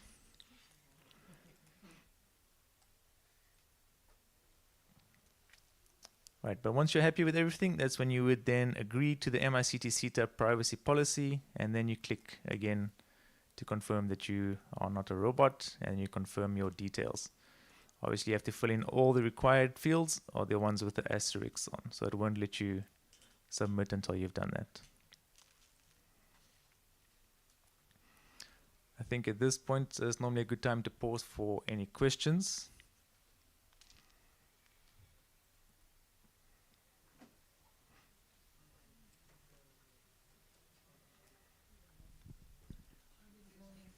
Is there any help desk available with all of us accessing the new LMS now? I know there's an email, but is there a help desk available? Okay, the question was just if there is a help desk available, and so there's no direct help desk, but what there will be or is currently is on the LMS we have a user manual. So on that side we have a bunch of videos that go through all the steps and all the sub-modules in detail. So the videos are really designed there to help you in terms of even for registration, like this whole process that I'm going through now. We do have videos available, which I'll show you in the user manual. So that is your main starting point, really, if you get stuck. Thank you, Karen. Just also to interject in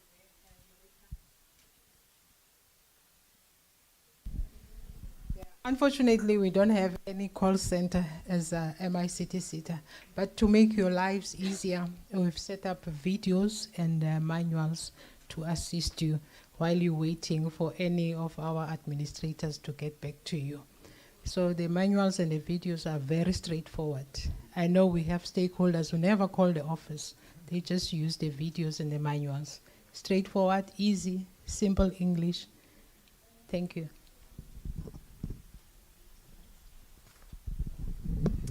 Anyone else?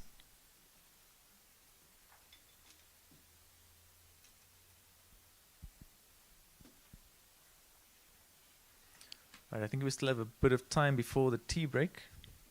So I'm just going to show you what it looks like now when you log in then as an assessor moderator. So after you've done this, you've hit your confirm details button. Then your details are updated. And then on this side, here's where you enter your email that you used when you registered and your password. You again confirm you're not a robot. Don't click through too quickly, otherwise it's going to reject you. Wait for the green tick and then you hit login. And this brings you to your role selector. So if you only have one role on the system, it'll take you straight through to your assessor moderator page. If you have multiple roles, like on this account, you can see all the roles there. You can scroll through between them and choose the one that you want to interact with. So we're now looking at the ETQA assessor role. So once you choose that one, it takes you to your dashboard. So the system has a unique dashboard for whichever role that you are interacting with. So the assessor moderator have their own dashboard. The training provider, which I'll show you later, also has a dashboard that's relevant to them. And each one shows information that is necessary or helpful to that role. So for this one, we have an announcement section. So if the SETA wants to send you any important announcement, they'll populate this over here. In the top right-hand side, we have a little sub-menu over here. This little person icon, that's what you use to switch your roles. So if you have multiple roles, you don't have to log out and log in again. You just click this and you can switch to whichever role you want to change to. Then this one over here, this is where you find the user manual and also where you can ask a question to any specific department. So over here, you can choose the department where you want to send your question. So if I want to go to ETQA, I put that there. You give your message a title and you type out your question over there. Then you hit the blue button and your query will go out. If you click the orange button over here, that's where you find the user manual. So if having to listen to my voice all day today is not enough, you can do it again in the user manual section. Then on the left hand side, we have the main menu. So we have the dashboard and your profile section. So if you click on profile, it takes you through to your profile section. So here again, you can always update your information if something changes. It's all over here. And you can also see your registration letters, your assessor registration document and your moderator registration document. You can see which qualifications you're linked to, as well as the unit standards. Then over here, each profile also has like a document repository. So what the SETA does is they populate this section with documents that are useful to whatever role you're occupying. So for the assessor moderator section, under here is where we'll find documents that are relevant to assessor moderator. So over here currently there's the criteria for registration. So here they just put anything that might be useful to you. Just going to go back to the dashboard quickly. Also on the dashboard, we have the registration letters, and under that we have the assessment requests. So this is what we were speaking about. So where training providers can't just link you to them without your permission, the requests come here. So this is where you can see them. You can see where your assessment request is coming from. Training provider, in this case, training provider 2. You can see when the request was made. You can view the SLA between yourself and the training provider, as well as the current status. So this one is pending, and over here with the actions button, if I click there, I can either accept or reject the request. So anytime, and no, nothing's going to happen if you just ignore it. So they still can't use you as an assessor or moderator if you've just ignored the request. You'll only be able to facilitate your assessment once you have accepted that request. So you can either accept or reject. Same thing applies for moderation requests. So my mouse is a bit funny. Same thing applies for moderation requests over here. You see all the requests and their various statuses. And at the bottom, you can see your assessment training programs. So here you can see again, training provider, the program, the duration, which group has been allocated to you. As we indicated, we also can split your learners into groups, how many learners are in the group, what the current status is, and from here you can view the implementation plan, which is the blueprint of the program, as well as is where you go to actually see your learner list and the assessments that you can assess. And underneath that is the moderator training programs. So we try to put everything on the dashboard just to make it a bit more convenient for you to know where everything is. Then I also want to touch on the applications section on the menu side. So if we click on applications, over here you can see all your current applications. So it's application type. So we have here assessor extension of scope, when the application started, and the current status. And we do like to keep all these processes transparent. So you'll notice for most of these we have a submission timeline section on the right hand side. And so if you look at the status here, this one is started, and if I look at my submission timeline, it shows you when various actions have happened on the system. So every time an action happens on your account, it populates the submission timeline. So here we can see when your application started, when you added your ID copy. And if we look at others that are in different stages, let's look for one that's had a registration letter issued, this one over here. If I click at this one, you can see it's been populated with more things, and even when the ETQA starts to interact with your application, you can see that here. So here you can see that the administrator was assigned on March the 25th, and the application was pre-approved at this point. Then the senior manager had it. So you can track the whole process. So you don't need to be constantly communicating with MICT SETA. You can just go look at your submission timeline to nicely track where your application is. Okay, in terms of what kind of applications you can make, the system knows your profile, right? And what you can and cannot apply for. So for example, if you want to become a moderator, you need to have been an assessor, I think, for 1 year, a period of 1 year, before you can apply to be a moderator. So if that's not the case for you, then you won't be able to apply through for a moderator to become a moderator through this section. For this specific account, I am already an assessor and a moderator, and then I can apply for extension of scope.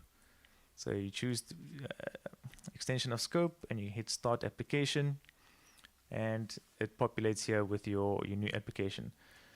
So all these applications over here, you can withdraw them if you were just testing for whatever reason. You can withdraw it over there, or you hit open. And this shows you your applications. This is what your application page looks like. So the first one is just your personal details. All the tabs at the top here, we have your contact details, your qualifications and certifications. So over here, if I want to extend my scope by adding a qualification, I hit the blue add qualification button, and you put your qualification that you're adding. You attach your qualification file and transcript, and then through most documents in the system, they need to be certified documents and not older than 6 months. That's for auditing purposes, so that is a requirement. So you populate that, you add qualification, and your qualification appears over here. There's also a summary page. We tend to try and keep this consistent. So any forms that you need to fill in, there's normally a summary section, and it shows you all the things that have been completed by you will have green ticks, and what still needs to be done will have these little, what color that is, pink or red, pink little red X's, and I'll tell you, like in this case, please add at least one related qualification that you have completed. So it guides you as to what you still need to do in the system. And once you are done, you see we have this button over here that's grayed out currently. So that one says, I don't know if you can see there, Submit Assessor Extension of Scope Application. So you'll only be able to click this once you've completed all the requirements. Okay, any questions with this section? All happy? Or if anyone's stuck somewhere, I'm sure Timothy will also help you if you're still stuck with the API page. Oh, okay. All right, so then there's also the unit standards application section. So if you want to add a unit standard, you can do that here as well. And of course, the occupational qualifications here. So here you can see all the ones that I'm currently approved for over here. And we can use the blue button to add occupational qualifications. You specify if it's a skills program or an occupational certificate. And you specify the qualification to assess. You choose as many as you need to, and you add occupational qualification to assess. And then you'll get some messages. So the green messages are normally success messages.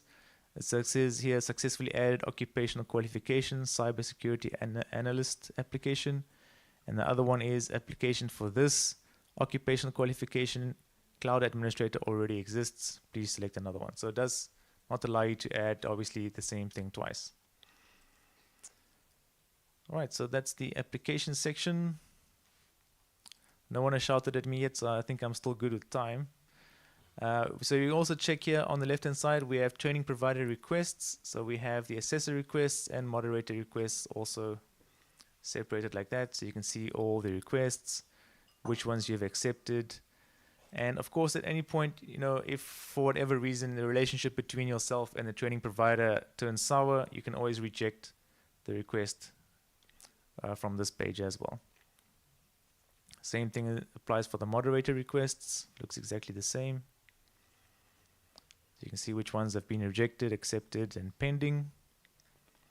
And your actions that you can take change depending on what the status is. So the pending one, I can still accept or reject. Then we have on the left-hand side again, we have the accepted training providers. So these are training providers where we have accepted for either assessor or moderator. And then on the bottom left, we are in the meat of what we're doing as assessors. So here we can see the training providers. This is under the program section. Maybe I went a bit too fast there. That was under the program section. So you can see the training provider, the name of the program. And again, this is also why, you know, Brie was saying when you name your program as a training provider, try to give it a unique name so that your assessor can easily find it in the list. And you can also see the status over here and if what program type it is. And on the actions side, here's where, again, just like on the dashboard, we can click to view the program or the implementation plan. And we can also click to view the learner list and assessments. So if I do that, it takes me to my learner list page. So here we just have the one learner, but this will be full of however many learners there are. It gives all their details. And here we have the unit standards. So if you want to begin assessing, you click on the unit standard that you want to assess. And this one has been completed already. But this is where you'll find the POEs. So you can view it over here and download it. You capture the mark here. Say whether they are competent or not. You attach your assessment evidence. You can also view the moderation report if that has been done. And once you've completed this for all the learners, that's when this orange button will appear. And that's what allows you to send the notification to the moderator. So at whatever point you're done with your assessment, you hit that button. The moderator then gets a request by email as well as through the system that they need to come now and do moderation. So on the moderator side, it looks basically the same as this. It's just that once they are done moderating, the button that appears for them says send to training provider. So then the training provider gets notified that assessment and moderation are done. Okay, any questions on this section? All right. Yeah, I think we are now, my mouth is dry, I don't know about you, but I could go for some tea right now, so I think we're going to take a break for tea. We'll be back in 10 minutes. Okay, so 12:10.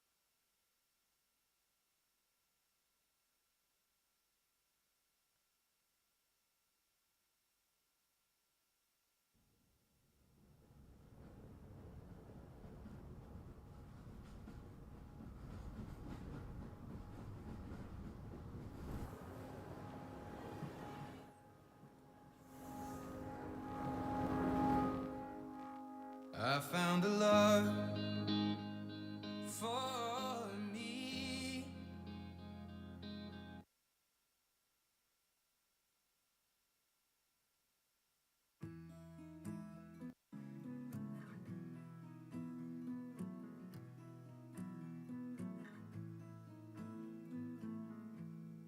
Loving can hurt. Loving can hurt sometimes, but it's the only thing that I know. When it gets hard, you know it can get hard sometimes. It is the only thing that makes us feel alive.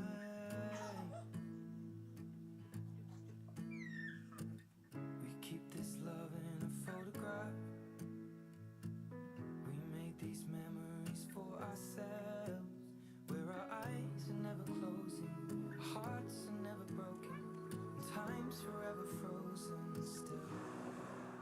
So you can keep me inside the pocket of your ripped jeans, holding me closer till our eyes meet. You won't ever be alone. Wait for me to come home.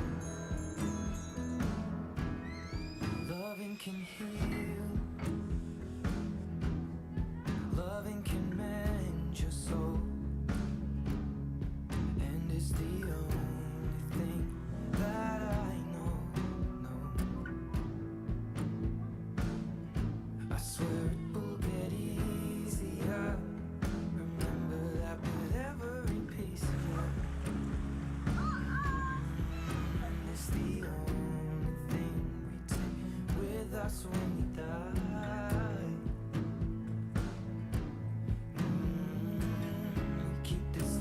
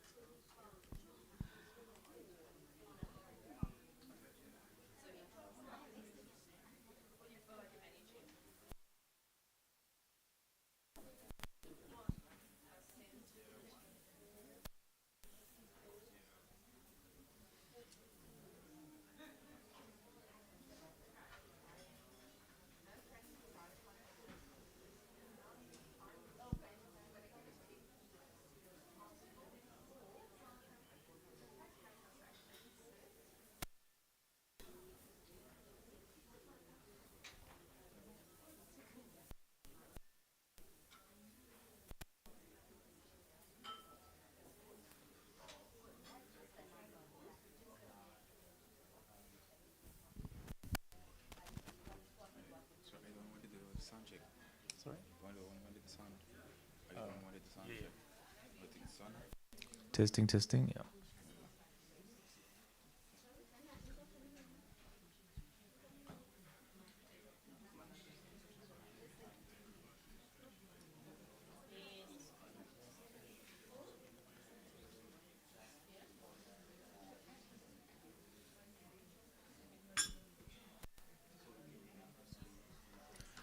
Okay, I think we are almost ready to start. Make their way back to their seats.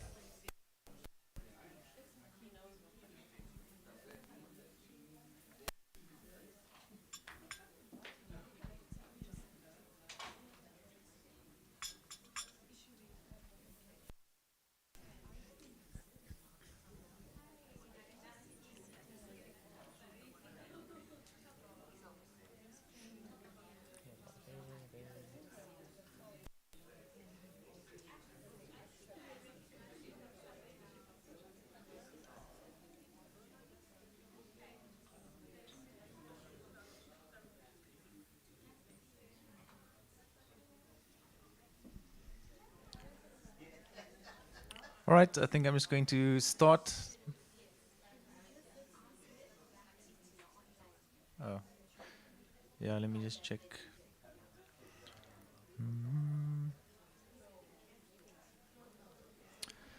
Can I just confirm that we are online for the online people?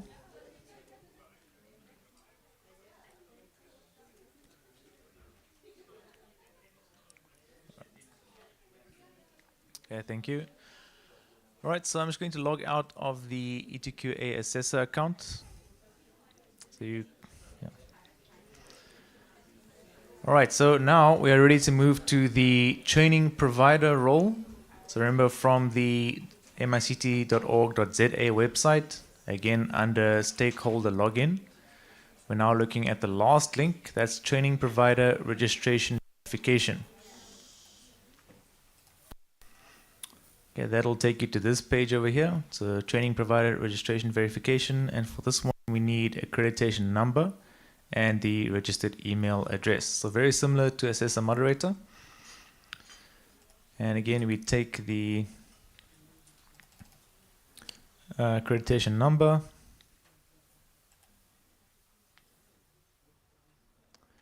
and the registered email address.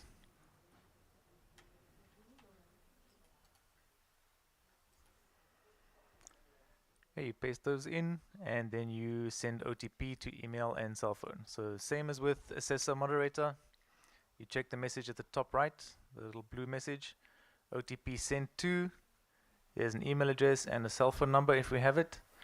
And if those don't match to what you have, again, your point of contact is etqa@mict.org.za to change your details. Yes.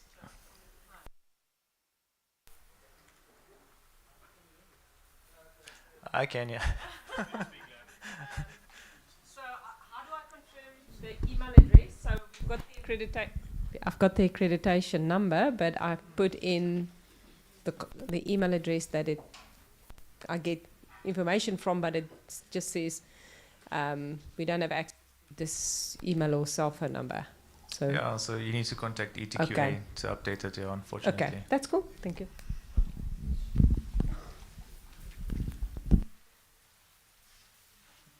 I was looking for you.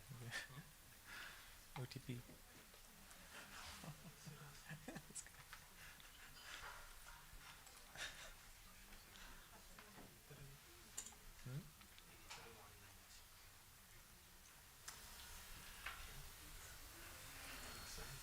More actions for us to take. The first one is the training provider details page. So here we have a place for you to upload your accreditation letter. You can update all your details. All that information is there. Again, all the required sections have the little asterisk next to it. And you can also get your GPS coordinates. So this is a link over here. I guess I could just show you quickly. So if you click that link,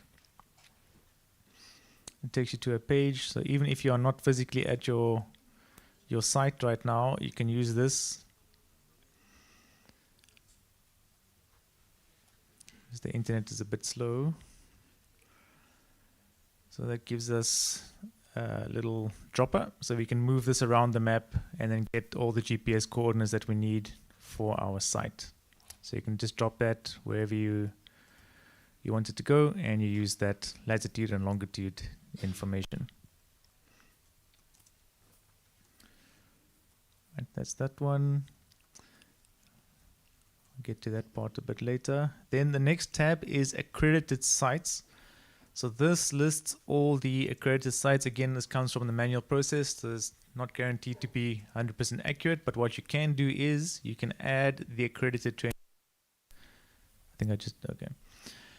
So you click add training site. Please just at this page don't add sites that have not been accredited yet, because this is only for sites that have already been accredited. There's another section in the system where you add a new site. So this is for already accredited sites. Then there's all the qualifications.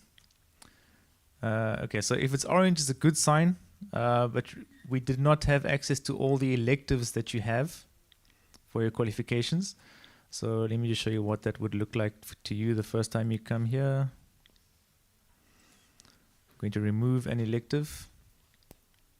I'm going to remove another one.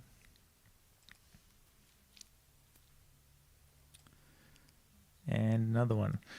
What I'm using to check this is here are the elective credits, 27 versus 22.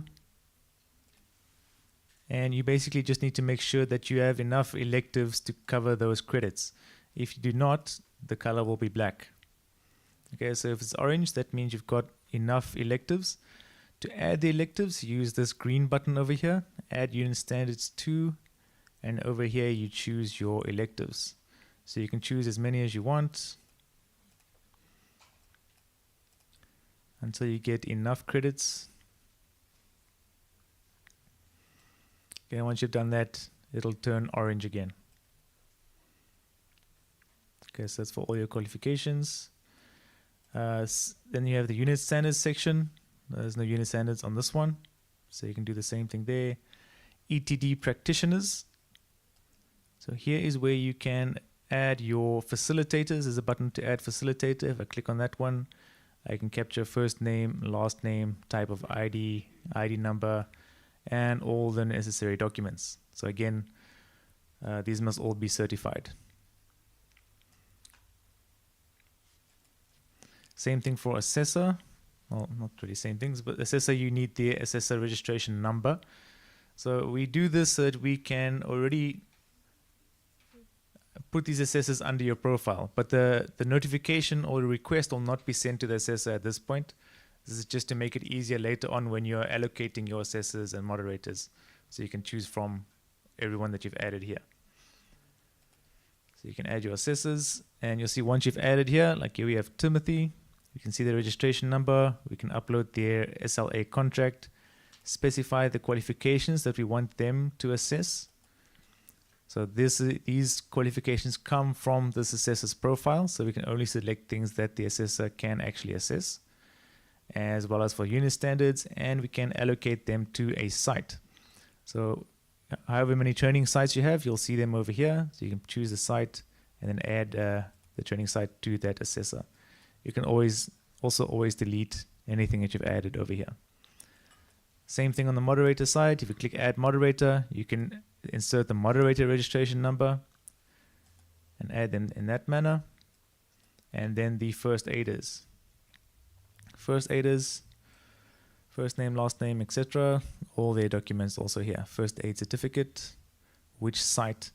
So something important to remember with first aiders is that each site that you have is going to need their own first aider. And you can't allocate multiple sites to one first aider, because each site is going to need to have their own first aider, because you can't be in all three places at the same time. Okay, that's that for ETD practitioners. And on the summary side, again, it shows you what you have successfully completed, and everything that you still need to do has these little X's. Okay, so the messages explained to you, like here under training sites, it says please add at least one first aider to every site. one facilitator to every site, one assessor, and one moderator. So you do that for all the sites that you have. Okay, I'm going to go back to the first tab here, training provider details. And under here, again, you complete all the required information and then you input a password. So as it says here, to create an account, please input your password below.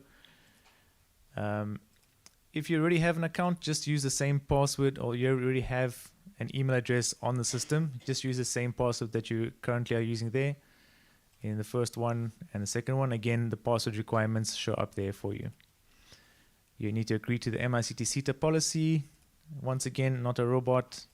And then there's the confirm details button at the bottom. All right, so once you're done with that, then you are ready to log into the system as a training provider. Maybe I just pause there in case there are any questions.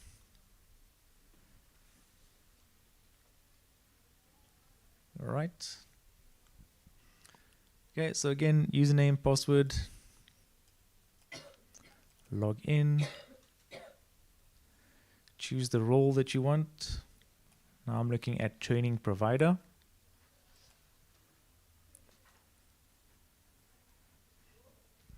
All right, so this is your training provider dashboard. So we have at the top here how many induction approvals we have, interval approvals, and exit approvals. Again, we have a little announcement section. Here we can see our accreditation letter. So if you click on that, you can see your accreditation letter, and here we have the QR code that people can use to scan to verify you.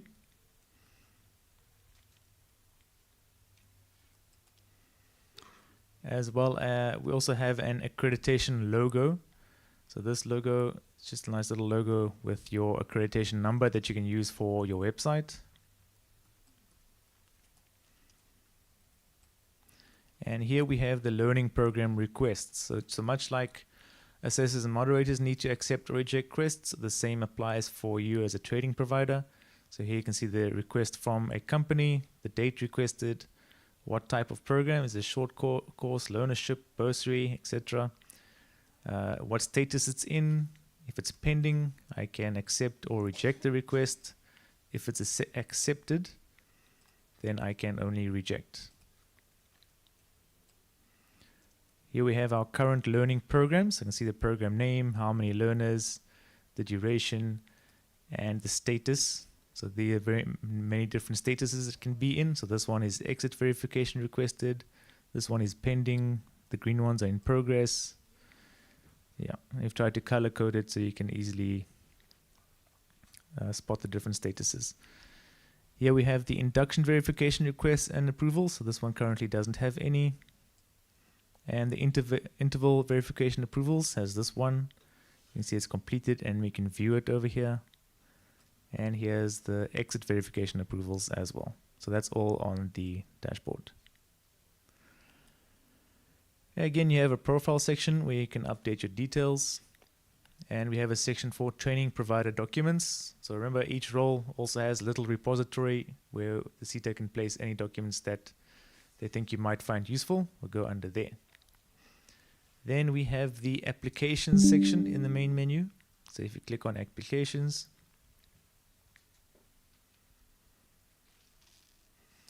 okay, you can see all your current applications. So currently, the only thing you can apply for as a training provider is to add or edit a training site. Okay, so if we do that, we then indicate your position there. I'll pretend to be a director. Then hit start new application, and then it opens up over here. So we can see this one is now in the started status. I'm going to start by opening up one that's already a bit further along the process. So I'm going to look at this one here, additional site from March 22nd. I'm going to go to actions. And again, we have a submission timeline. So you can always check your submission timeline to see what has happened on each one. Maybe I'll look at something else as well. No, that one's not further. Okay, so if you want to open one, you click the open application. There's also the withdraw application button if you need to use it. I'm going to open this one up. And this is what that looks like. There's a summary link at the bottom. So if you click on summary, it shows you everything that we have done. So training provider details are there, personal information is there, the training sites are fine. The attachment section is what is missing. And only once all these are checked, the button will not be grayed out anymore, the submit application button. Let's look at the sites. So over here is where you would then go to add your training site. So these are the various sites we have, and with the add training site button, you need to populate all these fields. The site name, address, province, and now of course when you come to here, this is the GPS location of that specific training site, so not the organization's address, the site where the training will be taking place. That goes there, and then you click add training site. Then under attachments, we have a couple of sections. We have the general documents section. So here is where you would upload the authorization letter. So these little upload things work like this. You just click on the blue plus button. You choose your document. It's always PDFs only, so it will reject any other type of documents that you select. And then you hit upload and it'll appear here. Same thing for all these. Registration as a legal entity, valid tax PIN, occupational health and safety certificate, public liability insurance, lease agreement, bond registrations. Upload all of those and you'll get green ticks all along there. Then we have the ETD practitioners section. So over here we have all the facilitators that have been added, and you can use the blue add facilitator button just like what it would look like on the API page. Same thing for assessor. You can add the assessor with their registration number, and they'll populate over here. You can upload the SLA contract and the moderators as well, and first aiders at the bottom. Looks the same.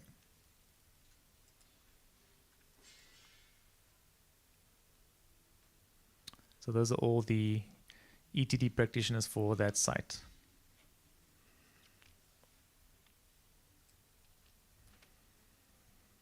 Okay, I think that was simple enough. Any questions on that one?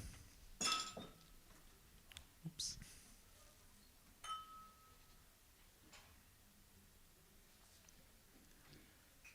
All right, we can then move to the programs section. Let me just go to the dashboard first. So from the dashboard, if you then go to programs, here we can see all the programs that we have. Again, you see the program name, number of learners, what status it's in, and this is what we explained nicely before my presentation. If you look on the actions side for any of these, there's a bunch of different actions that you can take. The current available action will depend completely on what your current status is. So this one is in exit verification. So we have all the options over here because we've gone through all the steps of adding learners, adding the implementation plan, looking at the induction verification report, assessments and learner POEs, internal verification and exit verification. So all that has been done for this one. If you are not so far along in the process, I think I started one just now. This one for Cape Town. So then you will only have these options. So you can edit it, you can remove it, you can add learners, and you can start putting in your implementation plan. So let's look at how to add learners. I'm going to go here to add learners to this program. So over here we have not added any learners yet. There's a useful little print learner list button that when you have a bunch of learners, you can print and see all the learners that you have. We have the add new learner button. So for this one, you enter the learner ID number, and then you hit search learner, and it populates all the information if it's found. And then we can do add learner. I forgot to choose a date learner entered. So we say when the learner entered your program, and when the learner program started is also there. We can then hit add learner, and we have successfully added the learner to the program. So now, of course, many people don't want to do this one by one for all the various learners that they have. So we also have the bulk upload learner feature. So we will add a spreadsheet to the system. Can't see, no. My menu is hidden here. Let me try to get there like this. Okay. So this is the bulk upload sheet. So we have all the learner information here, from learner title, first name, is a whole lot of information. I've had to fill in a few of these myself for my learners. So all this information is required and it is needed for NLRD compliance. So when we submit to NLRD, all this information needs to be there. So a whole lot of it, all the way up to where we get the parent or guardian details. So parent or guardian details is of course only necessary if the learner is younger than 18.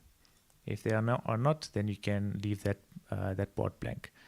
But you would fill in the spreadsheet, add as many as you need, and then you come to the bulk upload section and upload your spreadsheet. It'll also then give you a bulk upload outcome, which I'll show you on one that I have already done ahead of time. But it's also important to note that something that we've finally been able to do, as I'm sure you know, one of the biggest problems with the SETAs has been double dipping. So in terms of adding one learner to this program and another learner, the same learner to another program, so that can no longer happen. So if I try to add a learner here, say search, it finds it. Now if I click add learner, I've got the date again. Okay, it'll tell you the learner is currently enrolled in another learning program. Okay, so this currently is in process only for this specific SETA, but obviously the end goal is to get it happening across all 21 SETAs. So you can't have one learner enrolled with MICT SETA and Mo SETA and Bank SETA all at the same time anymore. Okay, so across all 21 SETAs, we'll have a centralized database to handle that. Yes.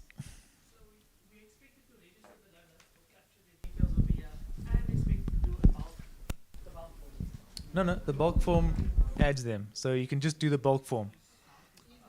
Yeah. Yes. Yeah.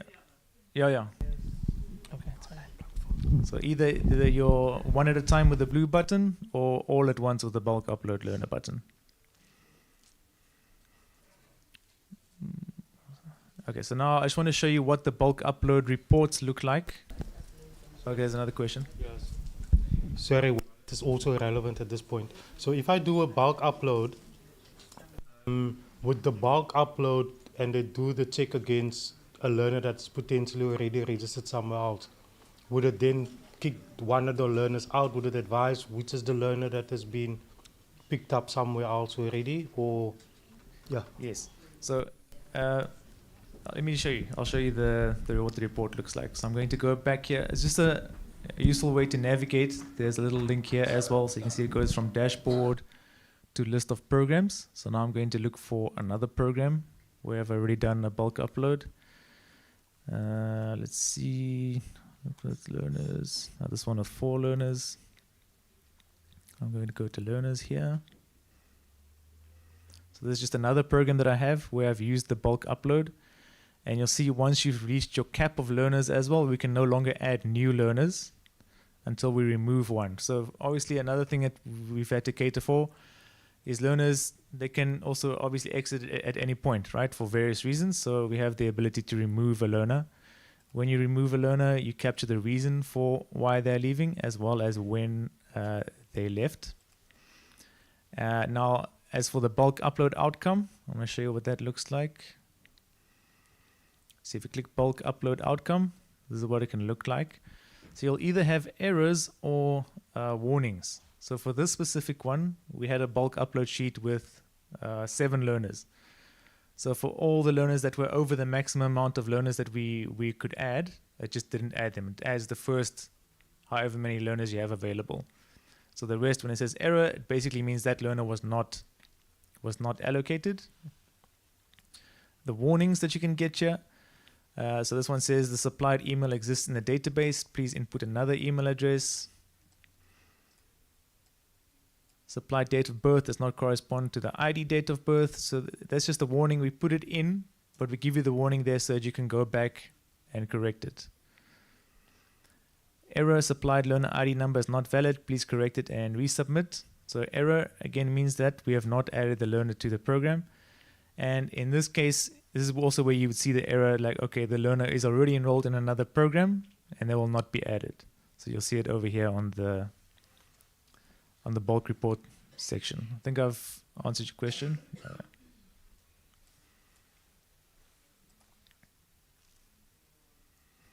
Right, so then also there's a little progress indicator just so you can have an idea of how far you are in terms of completing all the learners' information. And on the right hand side we have an actions section. So over here we can view. If I click on view, this is where all the learners' details are. Okay, so this is, if you use the bulk upload feature, this will all be populated from there. If you've done it manually, you'll have to capture this one by one, which is why, of course, most people prefer the bulk upload option. All right, so we have the learner address, we have their highest level of qualification, all their details, parent or guardian section, and then attachments. It's my favorite section because I also have to do these for all my students. It takes forever to get them to send me everything. So a certified ID copy, highest qualification, matric certificate, CV, learnership agreement, learner enrollment form. So obviously if it's not a learnership, you're not going to have learnership agreements, so it changes based on the type of program you have. And then there's a bulk upload learner attachment just to make it a bit easier. There's one button there. You can choose all the files that you want. You click, choose the file, and so on. So you do that for each one of those. Maybe I should just do that just to show you.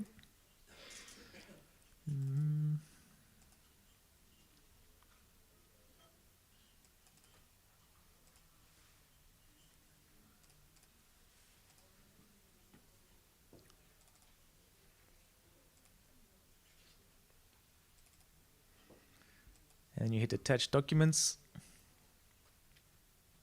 Yeah, attachments have been saved successfully, and all these are now green. We're also busy piloting a little bit of an AI checker that checks some various common issues that occur.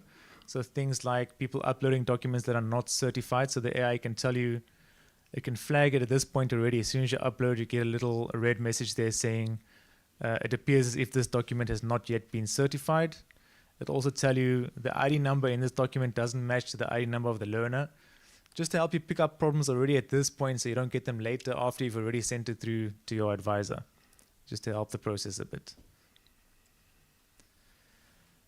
Right, then we have a summary page again. As I said, we tend to have these so you can have one location where you can check what's still missing. So for this one, we need to add a learner email, and that's in learner details and in learner program details. So only once all those are done, then we will have 100% progress in terms of our upload section or learner list. Okay, any other questions on this part?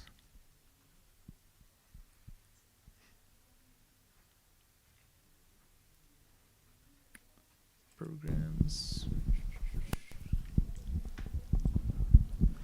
Sorry.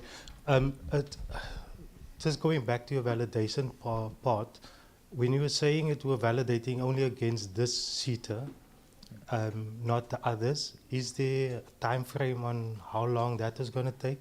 1, 2, what is the process, or when do you know, or who's going to advise when an individual or candidate is already appearing in another SETA, potentially? How do we know if if it's built into the system. Okay, I see what you're saying. Okay. What was your first question again, sorry?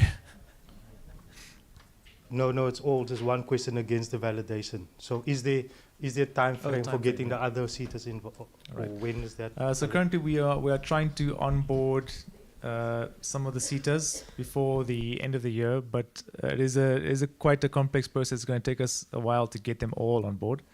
So I think we're targeting 5 before the end of the year. But yeah, I can't give you any official confirmation that'll come through the SETA. Want to add anything? It's afternoon. Afternoon, colleagues. And again, in terms of that, remember other SETAs, they are still in contracts with their learner management systems. So, which means we are going to have central database for that. And then we can use APIs to communicate with the central database so that we can pick those kind of learners. Yes.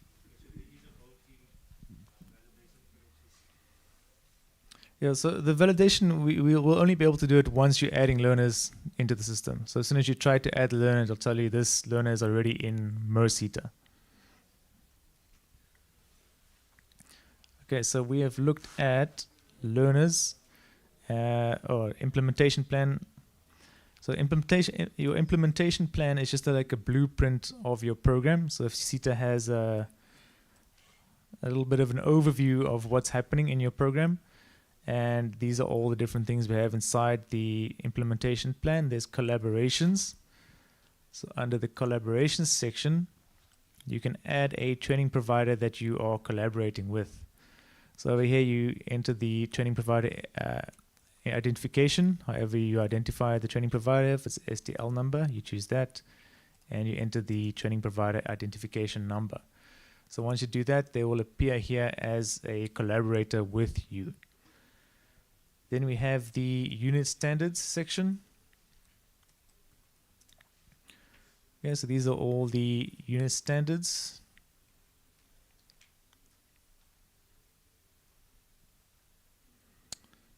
Here. And then we have the unit standard integrations. So unit standard integration is if you're basically connecting them together so that when you assess and moderate, you're going to assess and moderate all those unit standards that are integrated at the same time instead of one at a time. So this one, for example, we have develop advertising activity specifications, the title, and it's integrated with investigate and explain marketing communication concepts, and it's integrated with present advertising ideas, and it's integrated with operate lights for film and video production. And then there's a little green add integration button there, so you can add as many as you need to.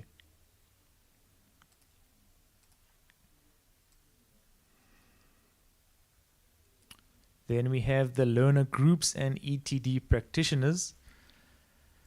So over here we can see all the different groups. I think this one only has one group currently. And we can edit this one. You can change the group name if you want to give it something more specific. We can see the facilitator, the assessors, and moderators. Just something to be aware of. You, of course, can't have the same assessor also being the moderator for the same group. Okay, so each group will need to have 2 unique, or 1 assessor and 1 moderator. You can, of course, be an assessor in group 1 and then moderate group 2. That's also fine, as long as you're not assessing and moderating at the same time. That wouldn't make sense. So this shows you the site here as well. I'll show you as well what it looks like when you add the practitioners from a different view. Just for now, we're going to look at the learners here as well in the implementation plan. So here we have the learners. There's only 1 learner here, but you would select however many you want, and you choose the group that you want to allocate them to. In this case, we only have group 1, so you do that and then click add learners to group. So however many groups you have, you can select whoever you want to add to the group and add selected learner to the group. Then we have the supporting documents section. Yeah, so all those documents, program implementation plan, interval assessment report template, etc., all those are there, so where you add those. And then these the upload samples. So here's where you put your learner guide, assessment guide, POE guide, facilitator guide, alignment matrix, and so on. So this is for each unit standard.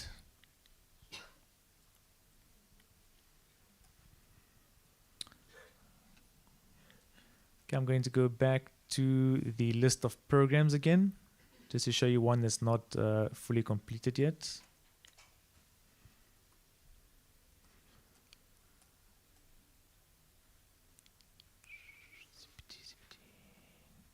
Okay, let's look at that Cape Town one I've made. If I go to my implementation plan, see this one, everything is still red because we haven't done anything on this side. I just wanted to show you the groups and ETD practitioners. So this is what it looks like before we've added. So you can add a program group over here. You give your group a name.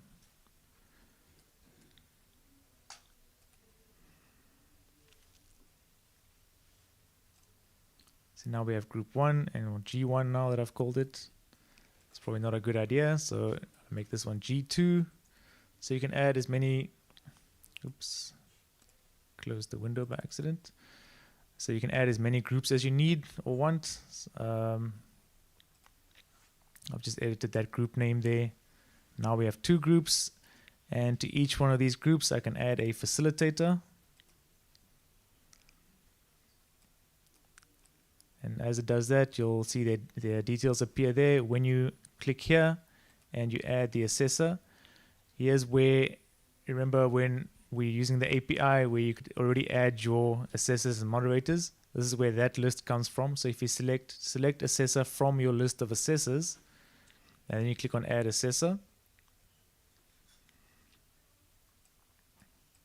it uses that list that you populated already by the API section. So in this case, we only had the one, so let's just put him immediately in here. If you had more than one, you would then just choose the specific assessor that you wanted. Same thing for moderators.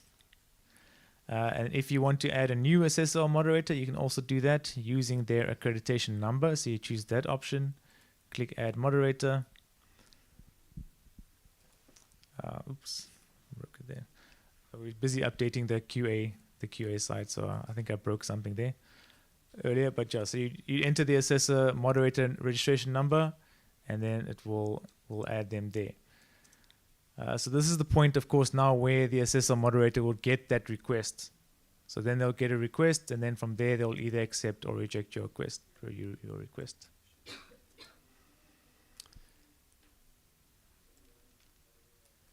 Okay, I think that was all I wanted to show you for the implementation plan side of things. I'm going to go back to list of programs. Any questions on this section?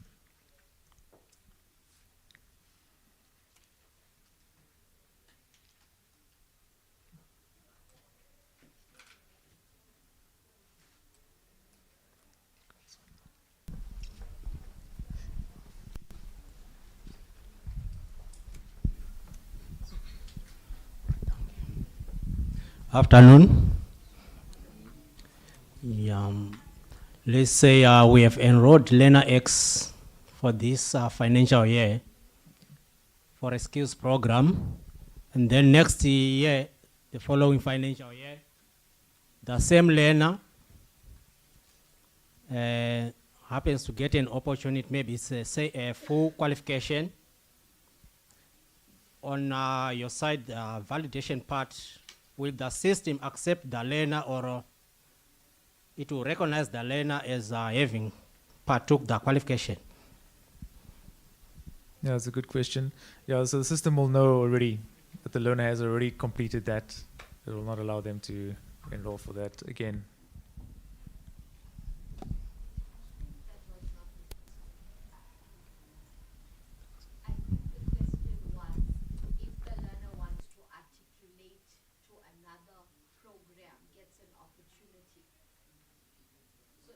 Oh, a different one. Maybe I heard the question wrong, but my understanding was if the learner was doing a skills program and then got an opportunity after completion for articulation into another program, will the system then reject the learner? My understanding is if the learner has completed, that means the learner has successfully exited. Or if the learner does not complete but you terminate it for any reason, the learner should then be allowed to enter into a different program.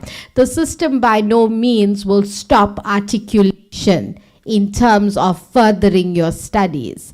The system is there to verify that we are not double dipping and enrolling learners within the same time period for two different programs, which in most cases could be funded by one or two SETAs. So to alleviate that problem, that's why there is a security feature. But by no means is it there to prevent you from articulation opportunities.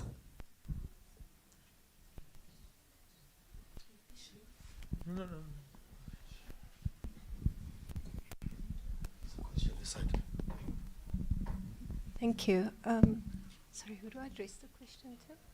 Who am I addressing the question to? Oh, to the front. Okay. My question is just on the past data. So, as you know, SETA's obviously been around for many years, almost 20 years now. What's happening to all the past qualifications? That was obviously, because you mentioned articulation right now.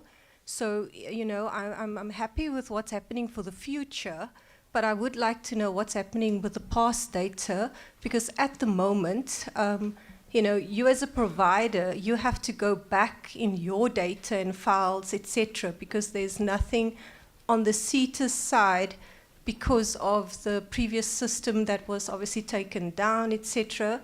So is there any plans on having something for that data for the future? Thank you.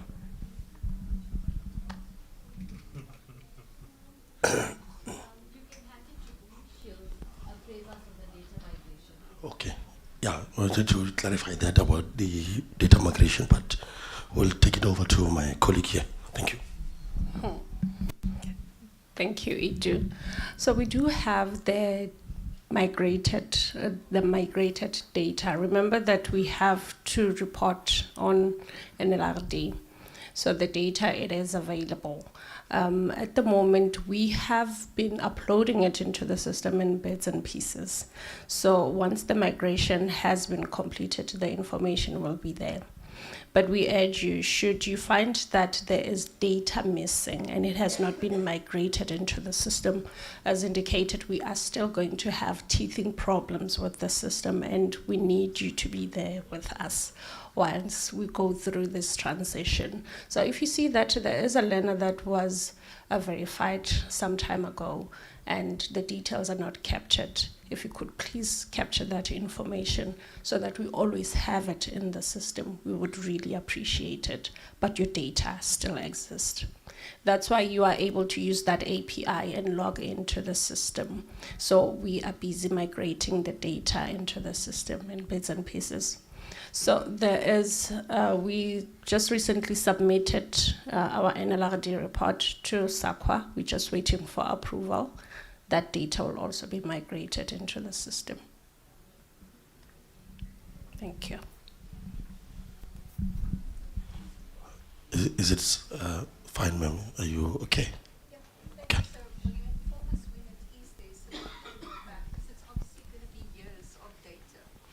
You know, so will you be going back a certain amount, like telling us like from this date, or, you know, like is there going to be a data range that you can search? Because some of us are years with the system. You know what I'm saying? All right. What is going on is that during NLRD submission, we top up the records as and when there are new records. So meaning we upload to SAQA on top of what was previously submitted, meaning the data will go as far back as when you were initially accredited and then had enrollment and all those things. Yeah.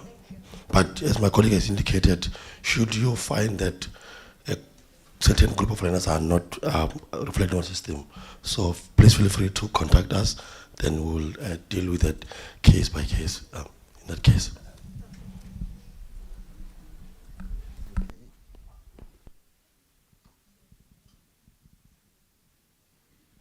I just want to add for your clarity, in terms of learner completions and certificates, we don't just rely on the data that's on the system. Anything that we want to verify with certification is with SAQA. So that's our NLRD submissions that have been made. So if you want to verify learners and their completions of either a full qualification or certain unit standards that they were linked to, SAQA houses all of that information and we can access it at any point. So we should not become alarmed if we cannot find our learner completions for a certain period on the system. It's something that can be accessed because when those learners apply for jobs, their employers verify that with SAQA anyway. So that mechanism has been in place and is in place for all SETA programs. Now, you know, the verification agencies, and they are saying that SAQA is not picking up our learners. That's why I'm asking you today. I think you need to then escalate those specific ones to us so that we can verify that they were actually uploaded, and if they were not, what would the reason be? Because if they were successfully verified and certificated by us, they should have been reported. Okay. So it's important for you to just inform us of those things as and when they arise. Okay, we'll okay. do that then. Thanks. Thank you. Thank you, Lisha. We usually receive requests from those industries to ask us to verify on their behalf.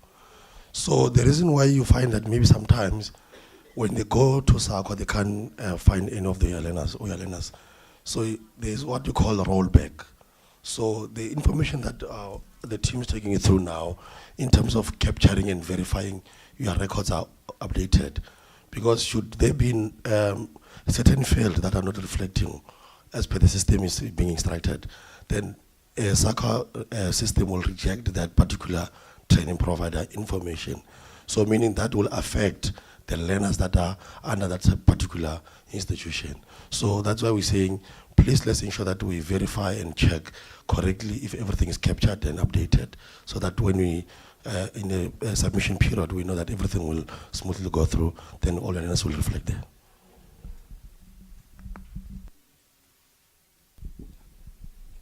Yeah. Afternoon, everyone. Again, my name is Innocent from Red and Yellow. My question goes, whilst we're still talking about the data, that we are currently running, do we have to integrate them into this new system, or the new system is only for new programs starting from maybe today or tomorrow going onwards?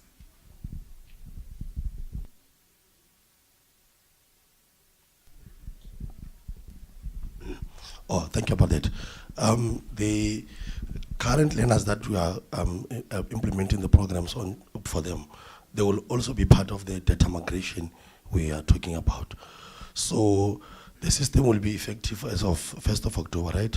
So then that's where you're going to be able to interact with our system and then linking all the learners to all assessors who are supposed to be or will be going to assess those cohorts. So the reason why that now we are demonstrating the demo to say a cohort of these learners should be or supposed to be linked to either assessor or moderator. That will allow you to assess on the system and then assign them to the moderator to conduct moderation, and then back to the provider, submit a verification request to the SETA in a normal way than what we are doing currently in terms of the offline system for verification. But all our learners will be migrated, be it historical and those that will be trained for the new occupations. Thanks. Just to add on that, all your learner information is not lost, Innocent, and for everyone. But just like to get a plea from you that migration, it will take a long time. Please be patient with us. Don't call us 1st of October. Then you tell us, you can't see my learners from 2002. It's going to take a while, but your information and your learners' information is not lost. It's still there.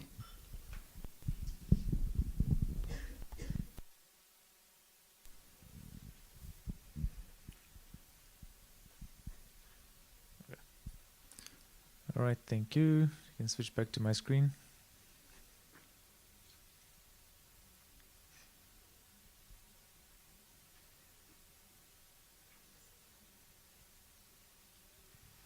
We as TUT are also involved with their historical data uploads to NLRD, so it is something that the SETA are working on, and they are making progress.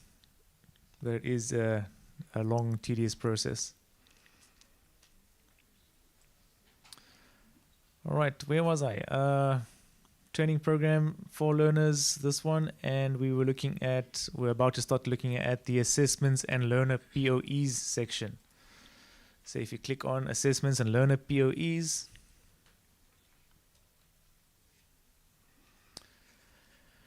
right, that page looks like this. So you can see the group that a learner belongs to, how many learners are in that specific group. In this case, there's 0 in this one and 4 in this one. You can see the site where that group is, and the actions that you take here, or you can see the learner and assessments. So if you go there, it looks like this. There's a section here for where you upload the assessor moderator reports. There's a section for the learner lists, which is where we were in the beginning. And here are the unit standards. So if you click on one of these,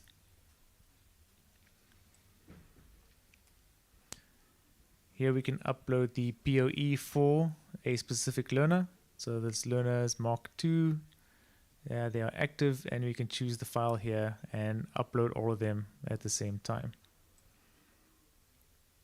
Okay, so that's what obviously then goes through to the assessor side. The assessor then gets them, assesses them, sends the moderator, and so on. So that's the case for each one of those unit standards. There's also a section here for evaluating the advisor. This is completed during the exit verification. So there's a verification process, which looks like this. Again, for each unit standard. And there's also an advice and support one at the end. I think it's not this one.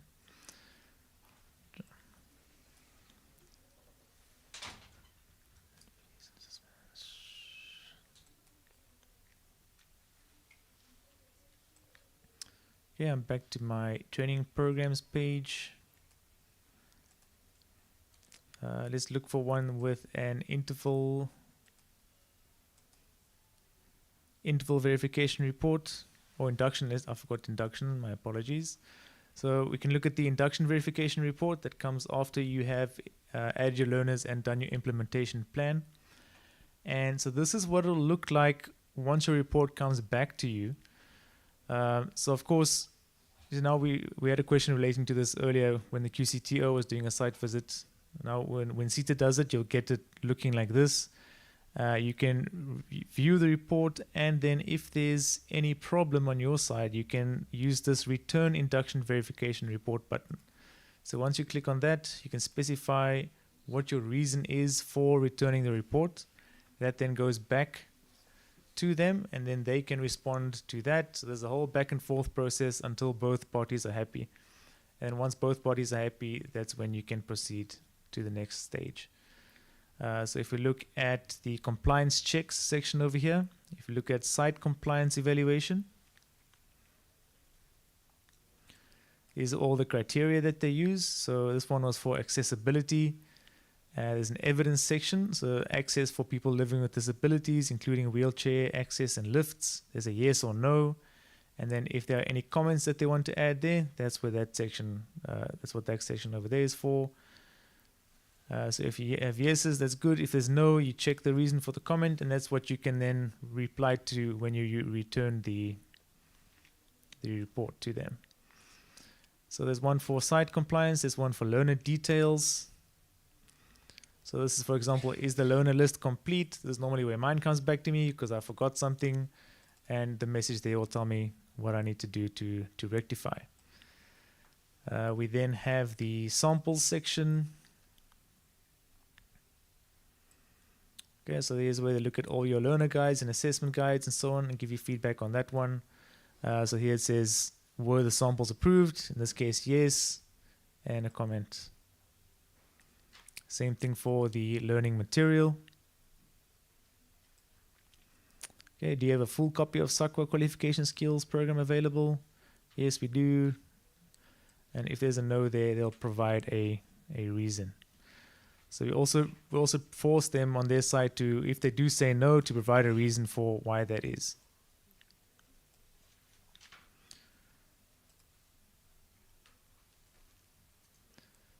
Okay, same thing also for the ETD practitioners section. Shows you there yeses or nos with the comments, and you can view them all over here. At the end, we have recommendations and approvals. So yeah, you can view the whole thing here. If you have any problems, you return. If you're happy with it, you click the Approve Induction Verification Report. And then once you are happy with it, you can't go back and then go back on what you have said that you are happy with. All right, any questions on this section, on the induction report?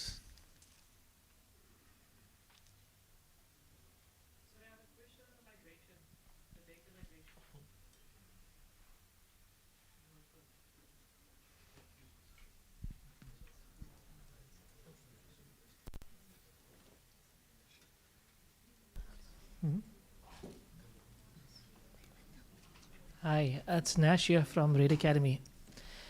In terms of the data migration, so I've got learners currently on that's training. They were registered before 30 June, so they're already in your system. So if you're going to be migrating their data to this LMS, it's going to take time, someone just said. So that means I can't use the system for them just yet. Is my understanding correct?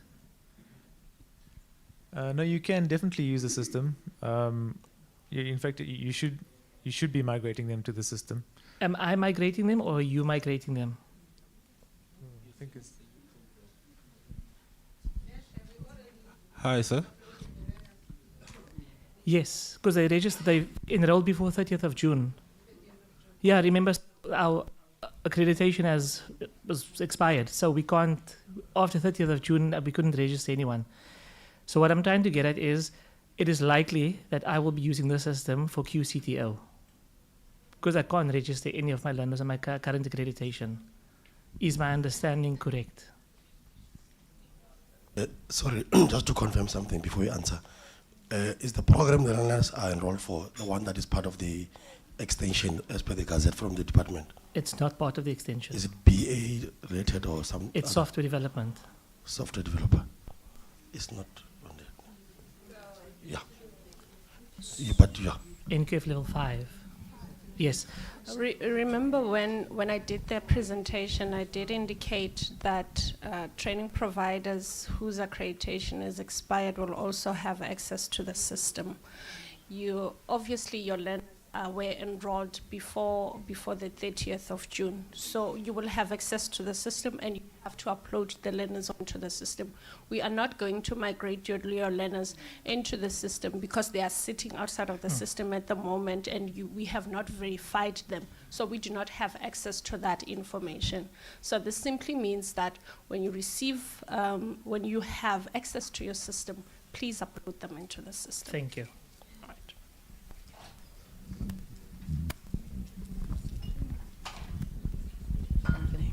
Hi, good afternoon. I'm Sonia Wenzel from Tira Telecoms. I just want to ask the gentleman if his SL is on the system. If your service level agreement is on the system, then the program should be opened up for you to upload those learners, if I'm correct.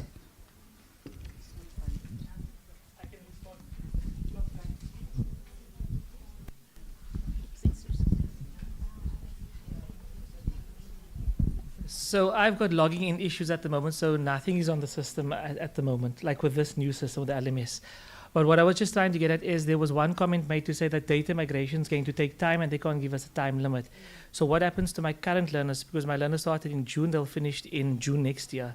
So then do I assess them and moderate them here so long, and wait for the moderation? That is where my question was based on. At what stage do I use the system for them? But now it seems as if I have to upload the current people who are currently with me manually. We'll do that, and then follow the process, obviously next year with exit verification, with assessment, moderation, all of that. Your profile is in the system. Remember when you came through, Yes. we did check your profile is in the system. We just have to update the email address. Yes. So the profile is there. So meaning once we've updated the email address, you can load your learners into Okay. the system. Thank you. Are you answered? Yes, yeah, I've been satisfied. Yeah. Also, just to clarify, if you have not yet verified, you can upload the link into the system.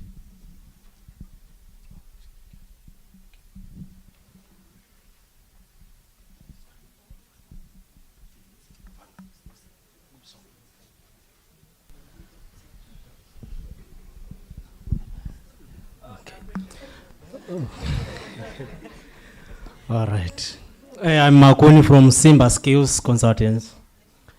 Sorry to take you aback. I saw a section for assessments and moderation where we are supposed to capture some marks. Looking at the traditional approach that we are using, the hard copies, does it mean that I have to scan a unit standard, per unit standard, or I just scan it as a consolidated document, then upload it once as a complete POE? Also, I saw there was a section for marks, mark allocation. Does the system consolidate the marks if I am capturing per unit standard, or I have to do it then capture the consolidated mark?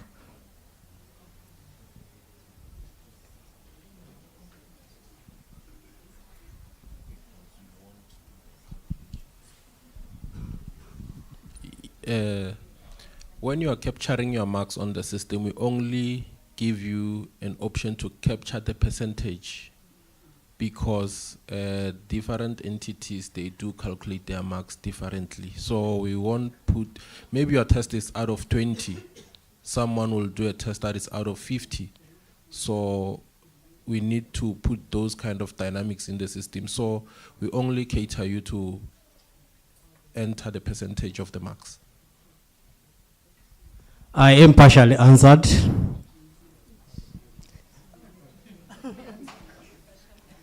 Because my question is, yes, I know different mark allocation, we are capturing percentages. On capturing, do I complete after I've consolidated everything, or per unit standard? You're going to capture per unit standard. And let me just answer your question on your hard copy POEs. So if you are going, remember we have been singing a song for a decade now, that you need to move from hard copy POEs to digital POEs. So now the system will allow you to actually digitize your learner POEs. If you have hard copy POEs, it means that each unit standard has to be uploaded. You are not going to scan everything in. You are going to scan, unfortunately, because you have hard copy POEs, you are going to scan each unit standard. We need to ensure that each unit standard is there in the system. Because one of the challenges that we have been experiencing when conducting verification, you find that a huge learner POE, hard copy POE, has been submitted through for verification, but there are some unit standards that are outstanding. So in order for us to also verify that these unit standards have been, learners have been trained for those unit standards, you have to upload them accordingly. So that is the main reason. Thank you. Thank you.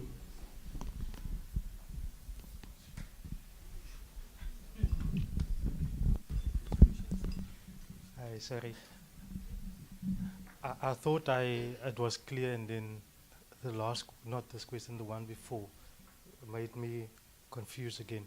I want to understand with the migration of historical information, okay?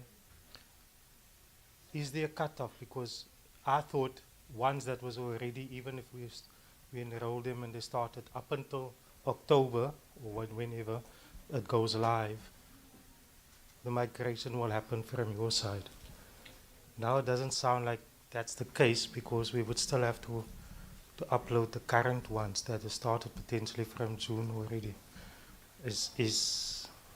I would just like to get clarity. Where is your cutoff from your historical migration, and where do our functions start coming in for uploading the current or the new? Where's the cutoff, basically?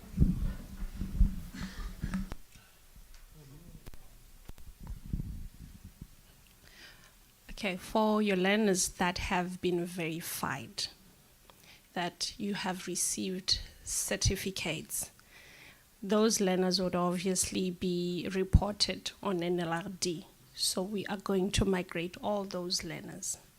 But for your learners who have not been reported as yet, those learners have to be uploaded on the system. Yes, please.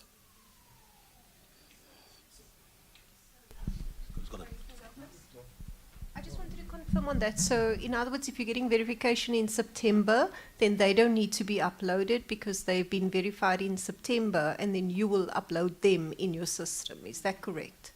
That is correct. Thank you. That is correct. If we have that data, because we are going to update, obviously, from the information that we have. Remember that we have these load cycles that we have to submit for NLRD. So if a verification report is approved and you have your learner information, you have submitted your bulk upload, that NLRD bulk upload, it has been submitted. We do have it on record. So then that can be uploaded. Thank you. Yeah.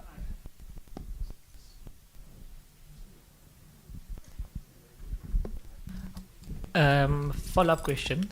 Sorry. Nash Rail Academy. Just wanted to find out, so learners who I'm going to capture, but she's gone, so I'm going to load her and offload her.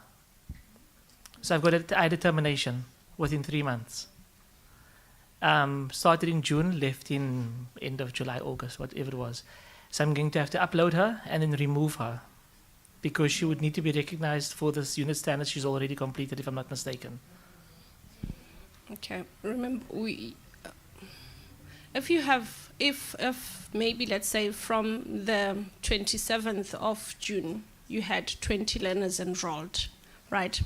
And now it's the 1st of October, you have to upload your learners, and one learner left the program. You have to capture that learner. That learner has to be certified. We need to move away from that practice whereby when a learner did not complete a full qualification, the learner is not certified. We need to move away from that. If a learner has achieved credits, a learner should be certified for those credits. So this simply means that you have to capture that learner, assess that learner, moderate, and apply for verification so that we can issue those SORs that are due to that learner. 100%. Thank you. I have another question. I can't remember.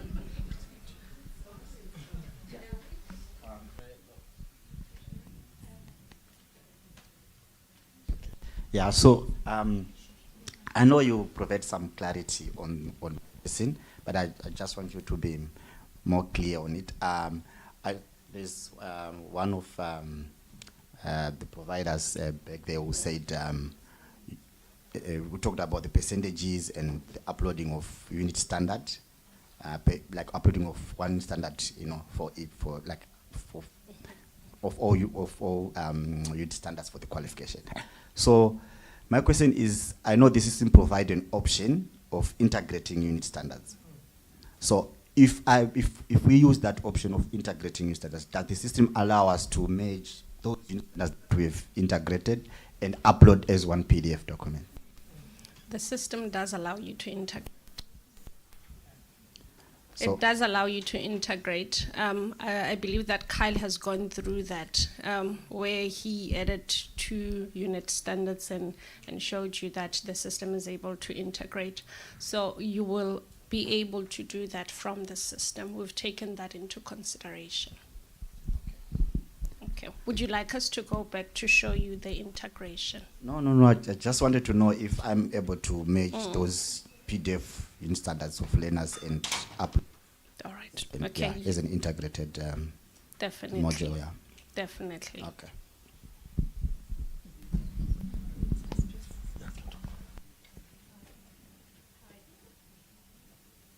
Hi, good afternoon. I'm Hajra Kasim from Hajra Holdings. I would like to know, I've done 3 internships in the past, and we've had to do it manually, and this is the first time now we've had to upload everything onto the new system. Do I now have to sit with my STF facilitator and upload all those other past internships for the past 4 years? Or is the SETA going to migrate that information come October 1st?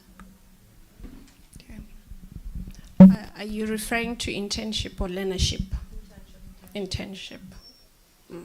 Well, I'm not too sure regarding the learning program module, but Timothy can be able to assist.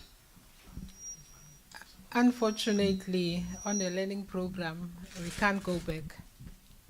We can't go back. But if it's a learnership or a skills program, we still have that data.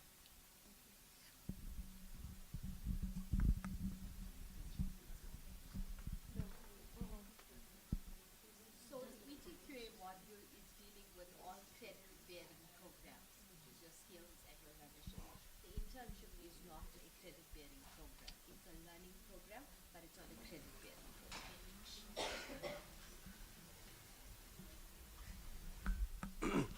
Thank you. We're going to hand over to Kyle to complete the remainder of the modules from the system. Thank you.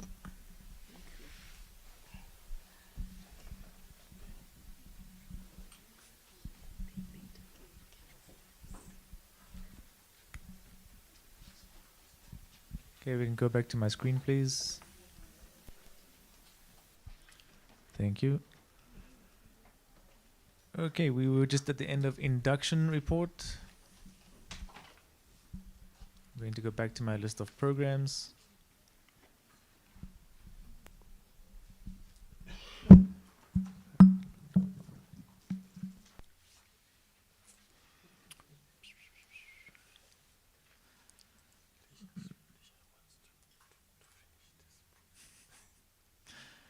Okay, so we have done learners, implementation plan, induction verification, and assessments and learner POEs.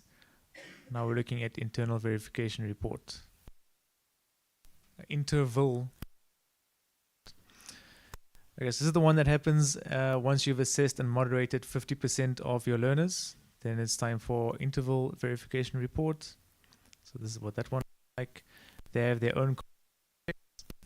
So we have a checklist over here, similar to how all the other reports look. We try to structure it in the same way. So you have the question, has the verification site visit been scheduled with the SDP? Yes or no, with a comment. So if there's no here, they will explain why you got a no there. And then all the learner assessments. So for each unit standard, we can then view them over here, or this is where you would upload those per learner. So this is for 50% of them. So per unit standard, as we explained just now. What else can I show you from here? This is the interval assessment and moderation reports. That comes over here. So you upload those, then you get the green ticks. Right, I've just been informed that we are running out of time, so I need to move a bit faster. So that's the interval verification report. I don't think it'll take much longer. We're almost done. And where's the one that's completed? And then the last one is exit verification report.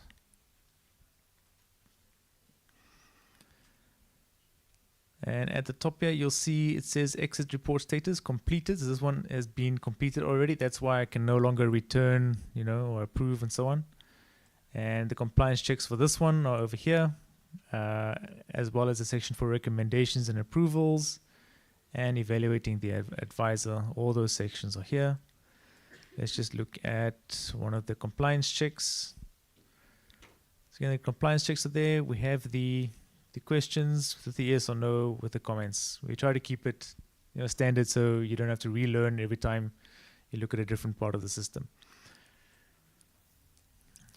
Maybe I'll show you one of these. So this is evaluating the advisors. This is where we get a bit of feedback. So for this one, they're asking, to what extent did you as the SDP agree with the advisor's findings and how well you upheld the assessment process? So you can choose whichever one you want. Requirements not met, met or exceeded. So this is how you can give feedback in terms of that.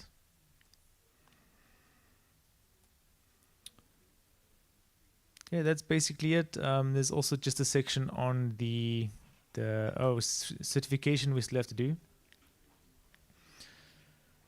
Okay, so this is the program section. I'm going to go back to my dashboard. And in the certification side, you click on certification on the left-hand side.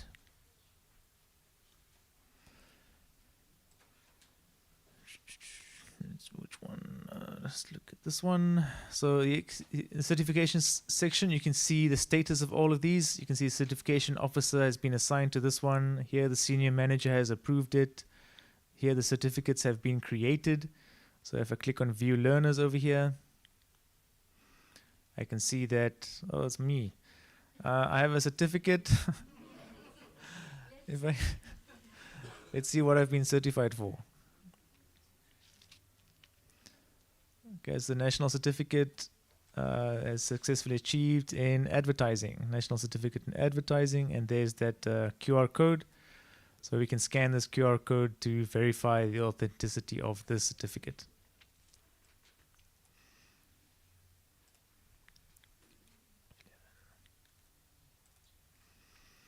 Okay, so the certificate as well as the statement of results. That looks like this. I think I did okay probably. And the QR code on this one as well. And then another feature that is very useful is the request reprint. So for whatever reason, if you need to reprint a certificate, there's just a blue button there next to each learner.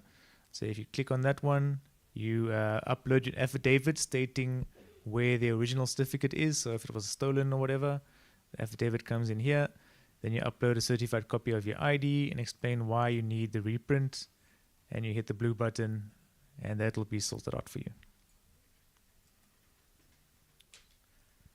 Yeah, so that is the end of certification. I just want to remind you that there is a queries section here as well. So over here you can see all your open queries, your assigned queries and closed queries and so on. Yeah, that's it. I think we have covered everything we need to for the presentation. Thank you so much.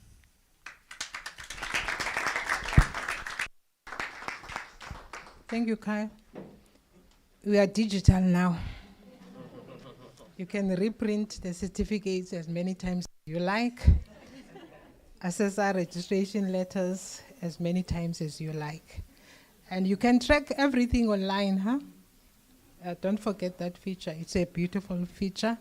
And once again, thank you so much for coming to this session. We know you have busy schedules, but you manage and you take your time, and we've gone a little bit over time. Thank you so much for your patience for that. From Cape Town, thank you. I'll say, Tanki Baya, Kuska Kul.